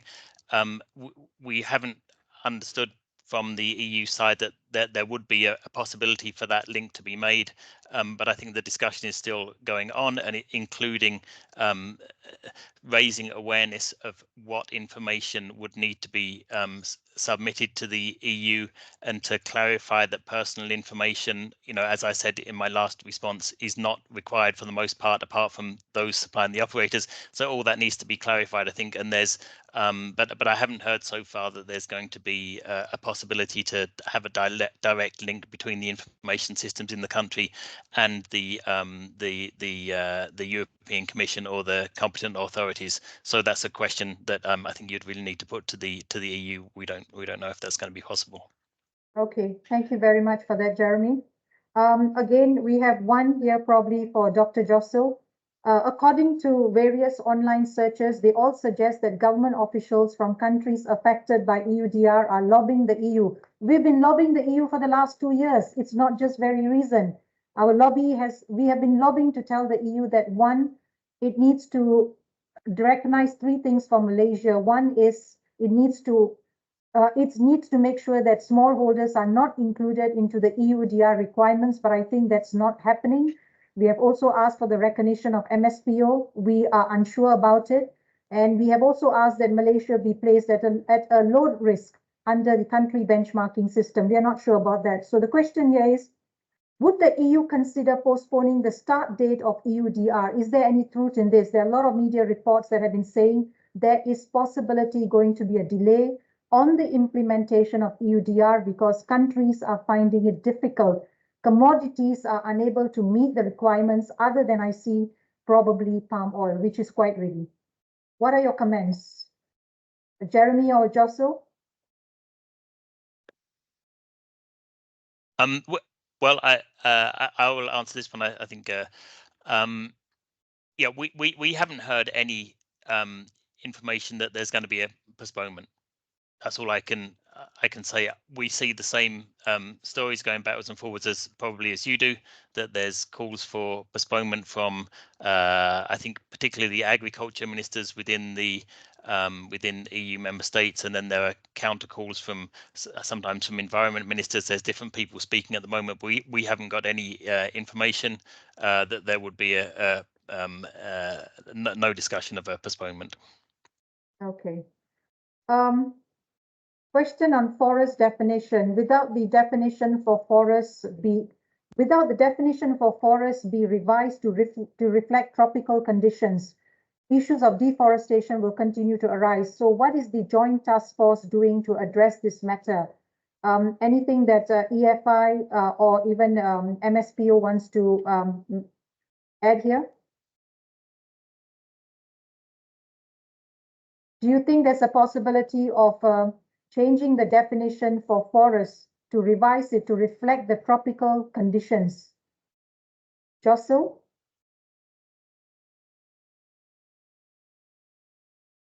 Jeremy? I can say, maybe I can say one or two things on that. So I think what happened some years ago was that the FAO definition was agreed globally by all the countries that are members of the Food and Agriculture Organization, and there was a shift in the definition, I think, from a 20% crown cover to a 10% crown cover, so that there were areas of forest that hadn't previously been considered forest that would now be considered forest. So, for example, in Australia, there were large areas of land that previously weren't forest, but with the reduction in the canopy cover threshold, they became forest. So that was seen as a sort of a move that was I think seen by some of the stakeholders involved at the time that was a positive thing. But of course, you know, a one size fits all approach means different things for different countries. But I think the main point that is to be made there is that it was a globally agreed definition. Whether FAO would open a process to revise that definition, I don't know whether that would happen. I think there's different reporting that goes on with respect to assessing forest resources in different countries. But yeah, I haven't heard that FAO is going to make a different definition for different countries. But I think that's a question for FAO. And I think what the EU has done is to take that definition, the FAO definition, as a globally agreed definition and use that one in their global regulation. So yeah, maybe that's a question for FAO really. Okay. Tan, do you want to add anything to that? Well, okay. The FAO definition is international, so it will be different in Malaysian context. So currently in Malaysia, we are using the so-called Forestry Act to define forest. So for MSPO perspective, what happens that because we understand for MSPO as a certification to go outside of Malaysia to be deemed credible, so we also adapt some of the so-called forest definition. We are using the AFI, okay, Accountability Framework Initiative for, definition of natural forest. So this, when we discuss with EFI, again, they don't consider this to be aligned with EUDR because you're using FAO. So that's why there's a talk talking about we're looking at possibility of either we explore how to realign back with MSPO, or maybe MSPO can come up with something like been done by other solution, come up with a extra addendum for specific market. Okay, but it's all these in the talks. See how we can address it. Yeah. So, but in terms of, as I think everyone know, in Malaysia, our first definition is talking about the Forestry Act. Okay, how to define as a forest. But for MSPO, we decided to take a step further, so that at least we can align some of the concerns from the international or from the market talking about deforestation. So when we done this, EUDR come up, so now we have another different definition. That's why I think one of the participant, the other question is quite true, because if we don't have a FAO definition for tropical, we will always have this kind of argument saying that who is correct or who defines correct, because the definition that you can't be accepted by everyone is very hard to proceed. This is what I can comment. Okay, thank you, Tan. A question for Pierre that's from me actually. Pierre, you may have already known about this, that years ago, I don't know if, I can recall that the World Bank had recognized palm oil as a model for countries to adopt for poverty eradication. And we had many African countries that wanted to learn from Malaysia what we had done to reduce the poverty levels in Malaysia, and oil palm was the answer to most of that.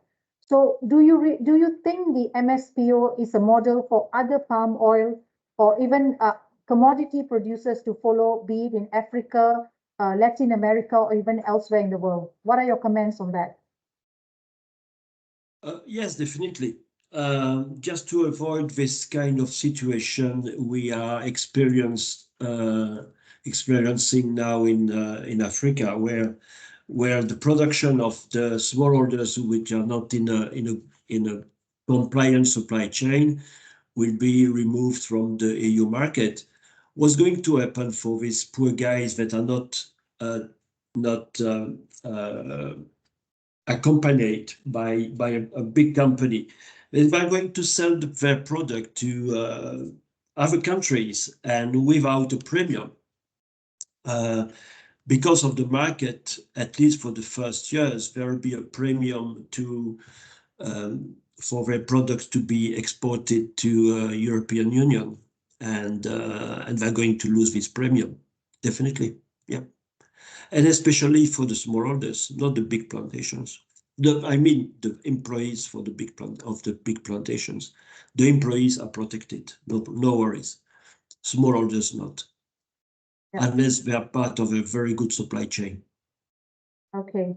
So we note that, yes, the burden of responsibility on the smallholders, I think even we in Malaysia have realized that it's very costly for the smallholders to comply, and the government has to step in to assist to make sure that they are not left behind. We want to make sure that everyone is certified sustainable, but the requirements under EUDR are probably very tough for them to comply.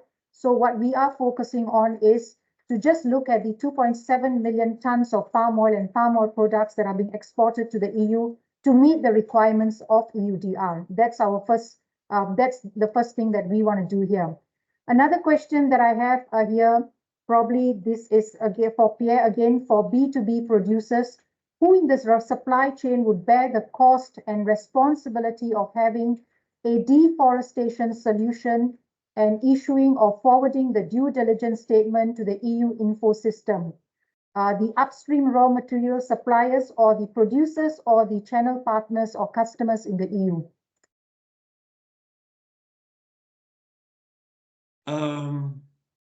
The burden is on our shoulders, definitely. I mean, our shoulders means the people who are in the field. Customers in Europe are just waiting. Importers are just giving orders, but the burden, and they are responsible also, of course, but the burden is on our shoulders, for the people in the fields.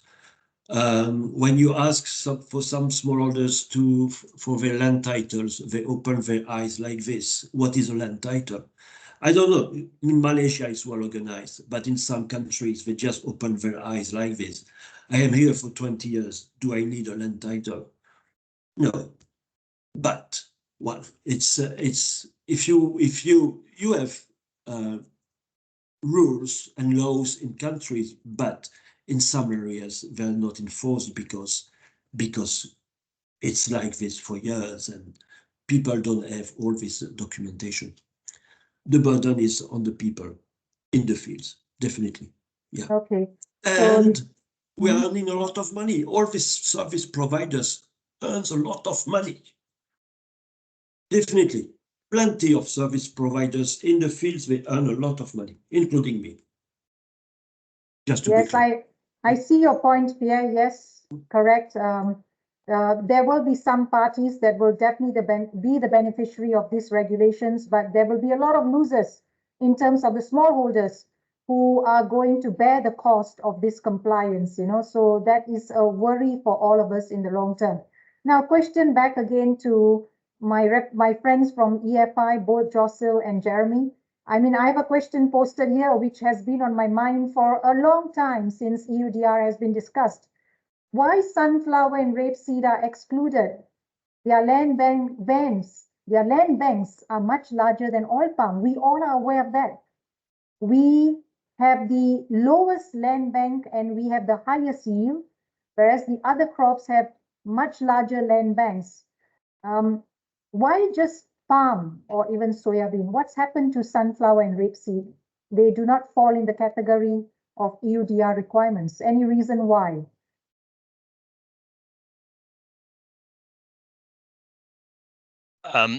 Okay, I'll try and I think I can maybe suggest an answer for that. I understand that it was the commodities that were associated with drivers of deforestation and forest degradation that became a part of the target commodities for EUDR, and there's a possibility that they will be changed as after the regulation comes into application. So I think that's what's been driving it, and I assume that what happened was there was an assessment of the extent to which different commodities drive deforestation and forest degradation, and they were selected on the basis of objective information.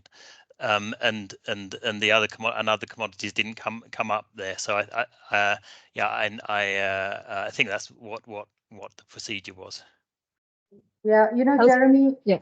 Yes, Jocelyn, please. No, jump I was in. going to answer the same. I think it is purely based on the assessment on a finite amount of years that were studied, and which one came up as the cost to direct deforestation, and so you can see the rapeseed oil and sunflower oils were probably in land that were cleared, much earlier, and was not the contributor of deforestation based on the assessment that was carried out. So like Jeremy said, I that would be my suggestion for an answer as well. Well, Jocelyn, I would say that all agriculture starts from land that has been deforested. So we can't just say that one commodity has deforested while the others haven't. Others may have done it years ago. I give an example of Malaysia, 5.65 million hectares. It's taken us 100 over years to expand to only 5.65 million hectares. That is 17% of our total land area. And 1.2 million hectares has been conversion from other oil crops, rubber, cocoa, coconut and all. So really it's not about deforesting, but it's about land that has been used for food security needs of our country, to feed our people, and also to feed the global community and to meet the food security of the world out there. But let me go back to another question for Jocelyn here. Will the EU contribute financially to the traceability system? As far as I am aware, this is a question from a participant. Kami project is financed by EFI. A better way to use the money could be to redirect it to MSPO to develop the traceability software. Jocelyn, any comments on that? Yeah, so I think I made that very clear in my presentation that the EU is not asking for a traceability system or systems to be developed. But now we're talking about MSPO, and we don't need to develop anything from scratch. I presented, and also I think all three presenters made it clear that there is an existing system that needs upgrading, that needs improvement. Yes, then the question is, how can the EU support that? And what I understand, I think, Ms. Bell, you're also aware that the EU is forthcoming in supporting. Yes. That is not something that they are sort of shying away from.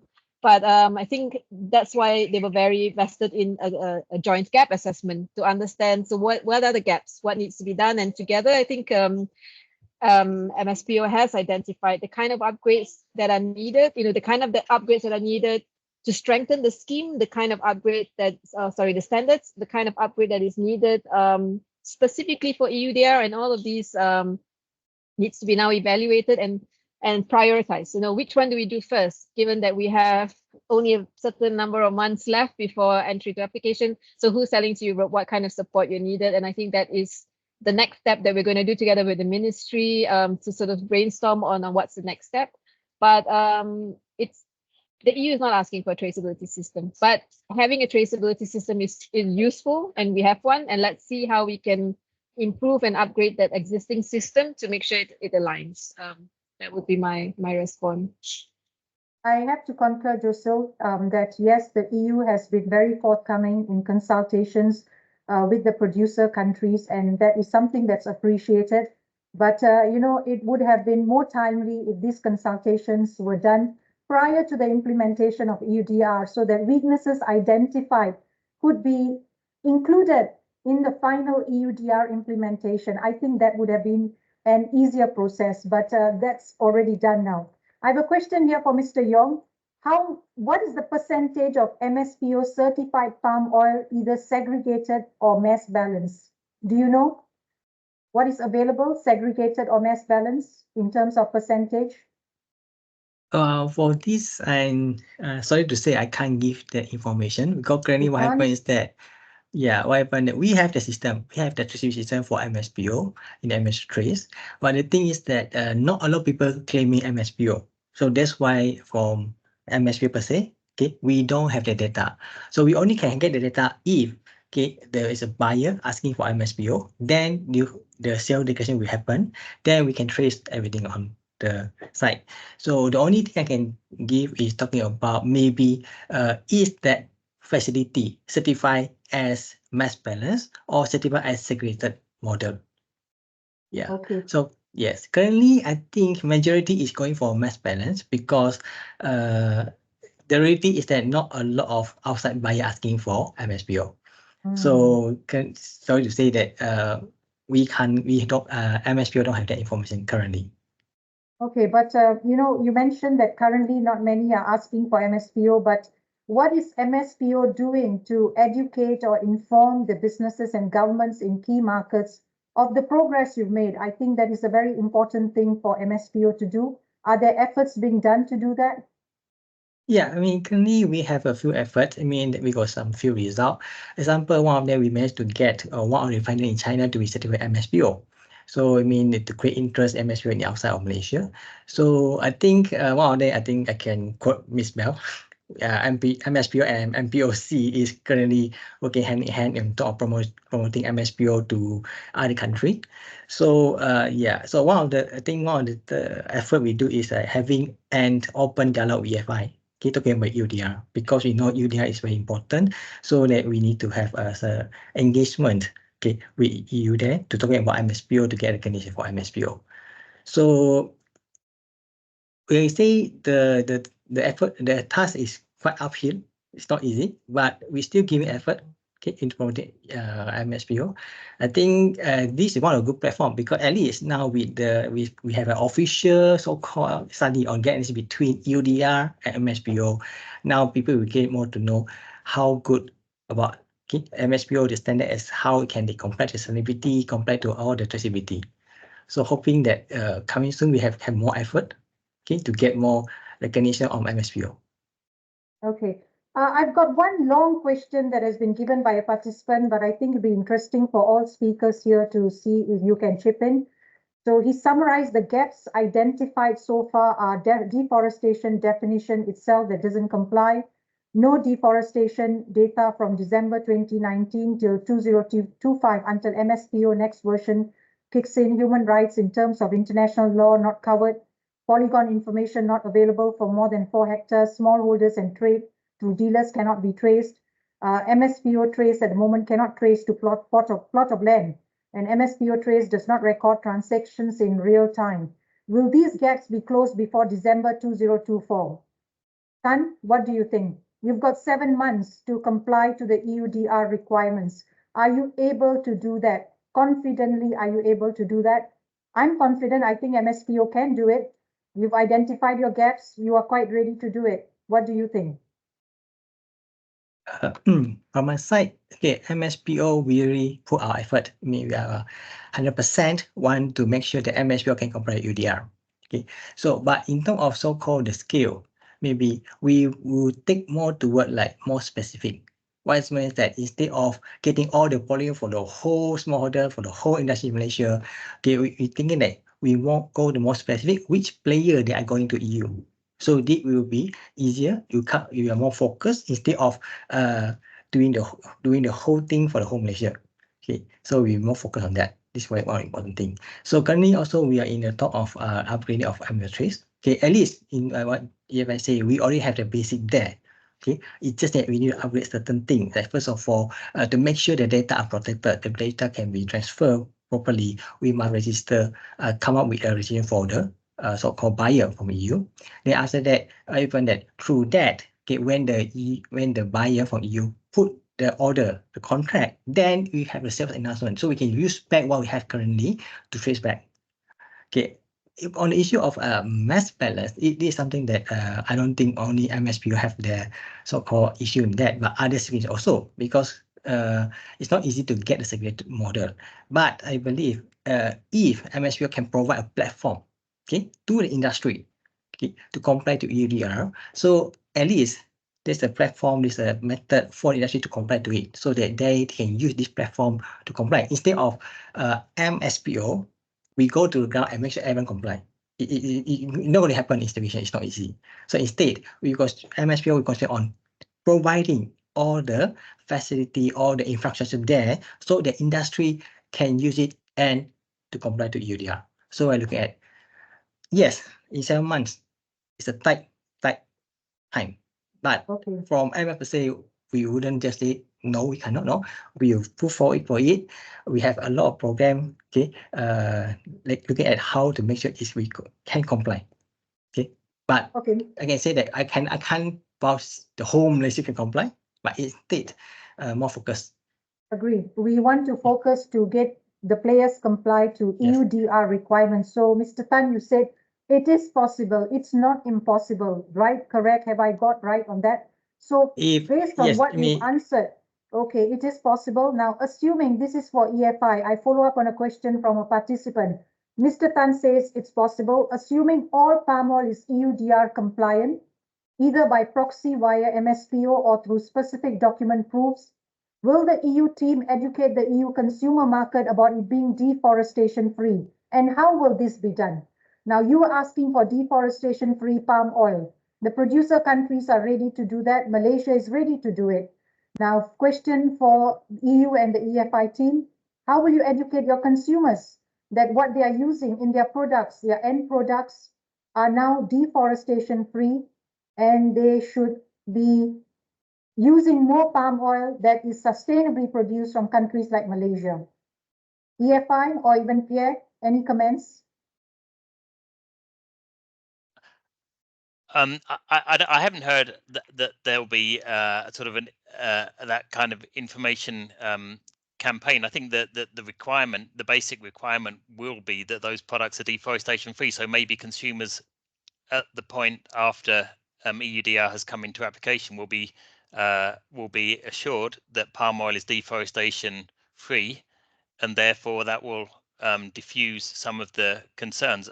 But I'm not sure what will happen, because there's a lot of voices in the conversation who have got all sorts of different agendas and so on. But I mean, I think that would be if the palm oil going into the EU is deforestation free according to the EUDR, then I mean, my guess is that would be that would help in reaching the objectives of the EUDR, which is to ensure or try to ensure that the EU consumption doesn't cause deforestation globally.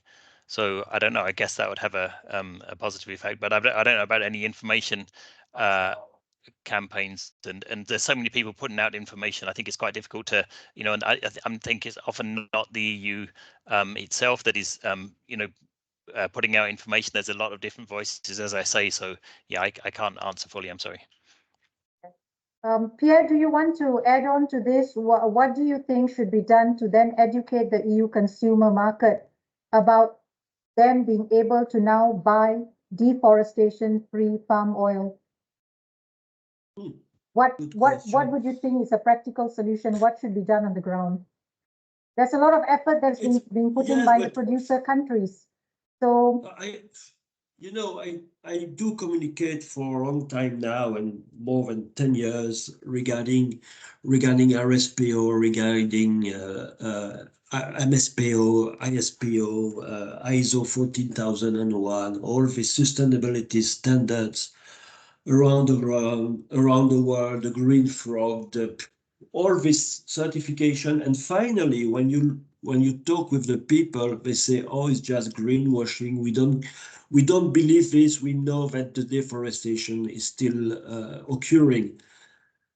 And so European Union must do the job, because it's really difficult to change the mind of hundreds of millions of citizens, European citizens, and even over the world. I try to communicate, but it's so difficult. And there are always a lot of NGOs around saying that, oh, it's greenwashing and so on.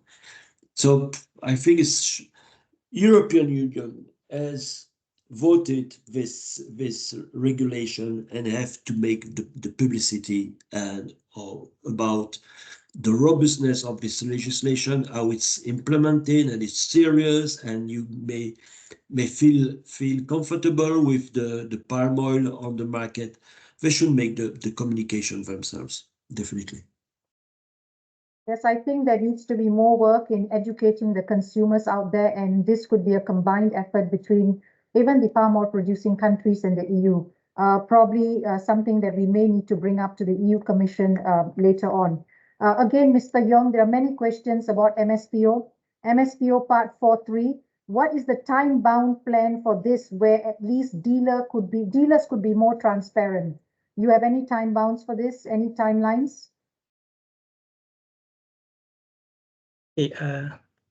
When the MS standard 2022 was published in 2022, what happened that we have idea of including the smallholder and including the dealer, Part 4.3 to be implemented mandatory. But currently looking at the whole situation, what happens that I can't give a definite date because again, this must come from the ministry. So it may be more toward a policy implementation. So ministry through MPOP will announce when the dealer standard will be mandatory. But what happens that currently any dealer they want to be certified, they can certify because we already start to train all the lead auditor, including for the dealers. So this will be more toward like if industry, all the refinery or palm oil mill manage to convince their dealer, to be a part to join the investigation, so that at least they have the so-called a traceable supply chain from the smallholder until maybe in the case EUDR, then they can do it because now we already started to have accredited CB and also auditor, they can do certification.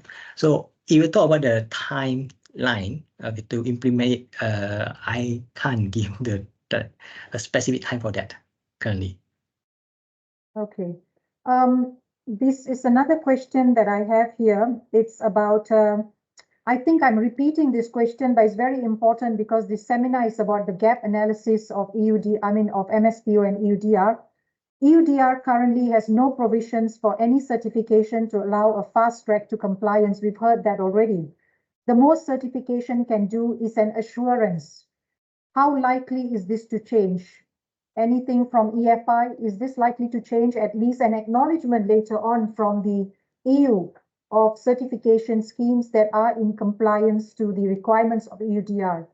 Jocelyn, Jeremy, any comments? We haven't maybe I can, heard. Oh, yeah, sorry. Go ahead, Yeah, so I was going to say we haven't heard as well, but we understand that the EU is developing guidance for to complement the regulation itself, and a possibility is to mention schemes that or standards that could support information needs for risk assessment. And I think we're very careful to say that we will not acknowledge certain scheme being compliant with, because that is not how the EUDR was set up. It's a due diligence type regulation, so operators must carry out due diligence. But acknowledging that relevant information can be found in MSPO certification for palm oil in Malaysia, I think would be a positive step forward to at least inform operators that this is information available. I think that might be a possibility, and I think these will be captured in guidance documents, and that will support the regulation. Okay. Jeremy. Jeremy, do you want to add to that? The only thing I would say is that we've not had any confirmation one way or the other on that. So I don't want to. That's up to you. Yeah. Any comments from you, Pierre? Do you want to add on, jump in and say anything? Not at all. Okay. With that, let me say a few words in my closing.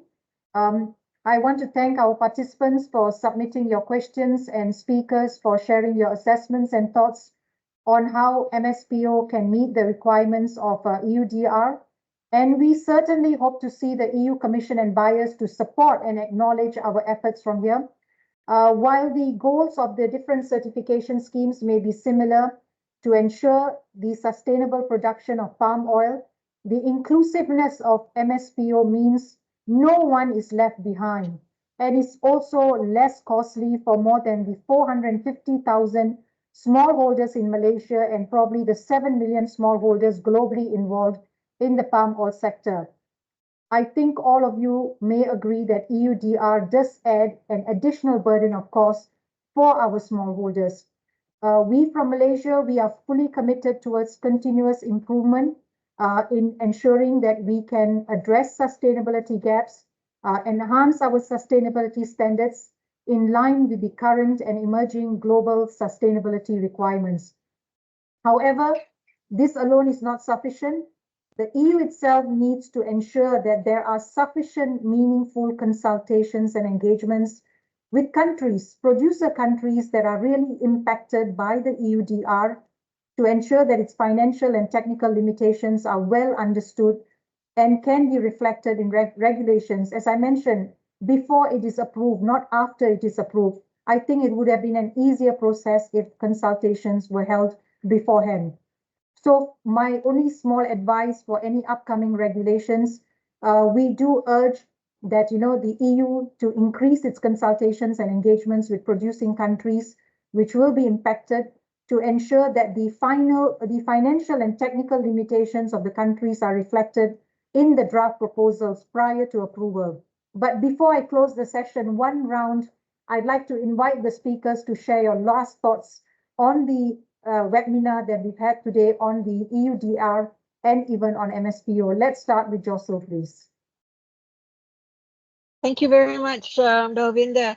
So my last words is that on what we are working on with MSPO and with the ministry is to support smallholders. I mean, the reality is that companies that are currently already selling to Europe probably have the capacity and the means to orientate their market, and like you mentioned earlier, to make sure that nobody gets left behind. And I think we see the EUDR as a good opportunity to perhaps broaden smallholder access to a market that was maybe not traditionally theirs.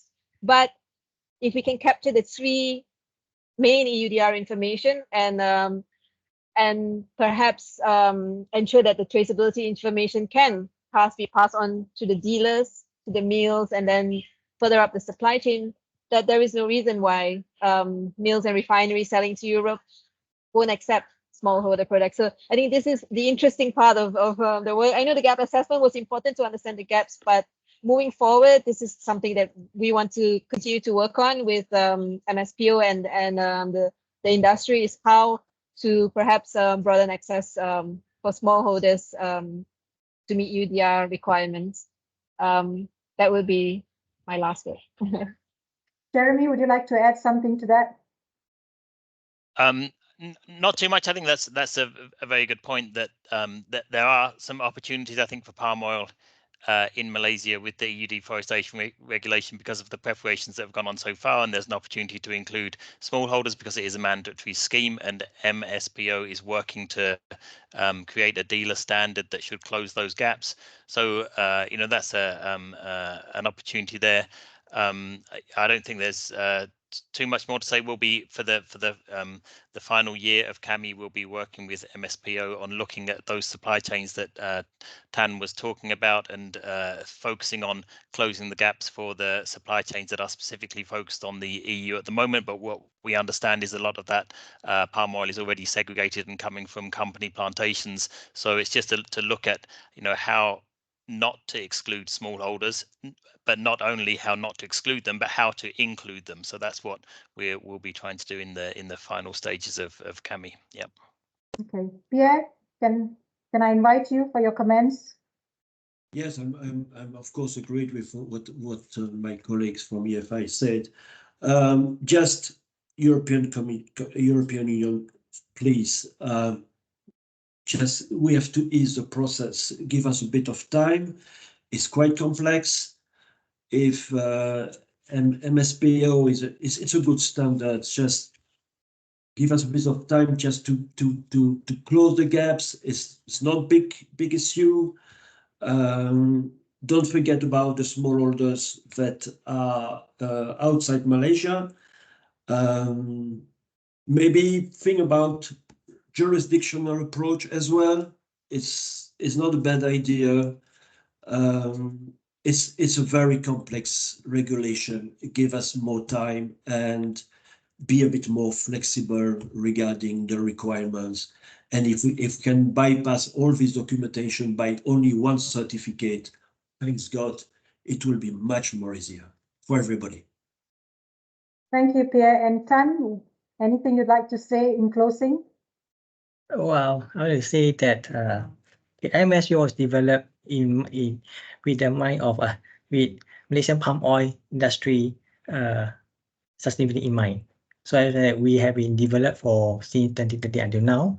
So for this EUDR is a challenge, to tell the truth, because you can say that when the regulation come out, MSPO standard was already revised. So it's not easy for MSPO to review or redirect back. But MSPO, we try our best to look at how we can assist industry in this journey on how to go, talking about EUDR, talking about not just EUDR, maybe talking about the sustainability for other market. Okay, because in the end, we need to promote our palm oil as be sustainable for everyone. So yeah, just now what I say, just put a caveat. Yes, MSPO can fulfill EUDR, but with the caveat is we must be focused, because it takes like roughly 5 to 6 years for MSPO to achieve the current status, the current achievement of near 90% of certification. So even for EUDR, if we want to do the whole segment, even blanket, it will take some time. So instead, I think what we can do is instead we focus on the player they're going to EU, so that at least we can prove the MSPO is workable. Okay, I think this is one way stepwise approach instead of just going all out. Okay, right. So I think that's all from me. Thank you, Ms. Well. So time is needed, but time is also of essence, Tan, because we've got a very short time to comply to the EUDR requirements. Only the EU comes and says they are going to delay it. We wait to see what's going to happen. But we look forward to two things: MSPO to be acknowledged or in any way accepted for in the EUDR compliance pathway, and the smallholders maybe to be exempted.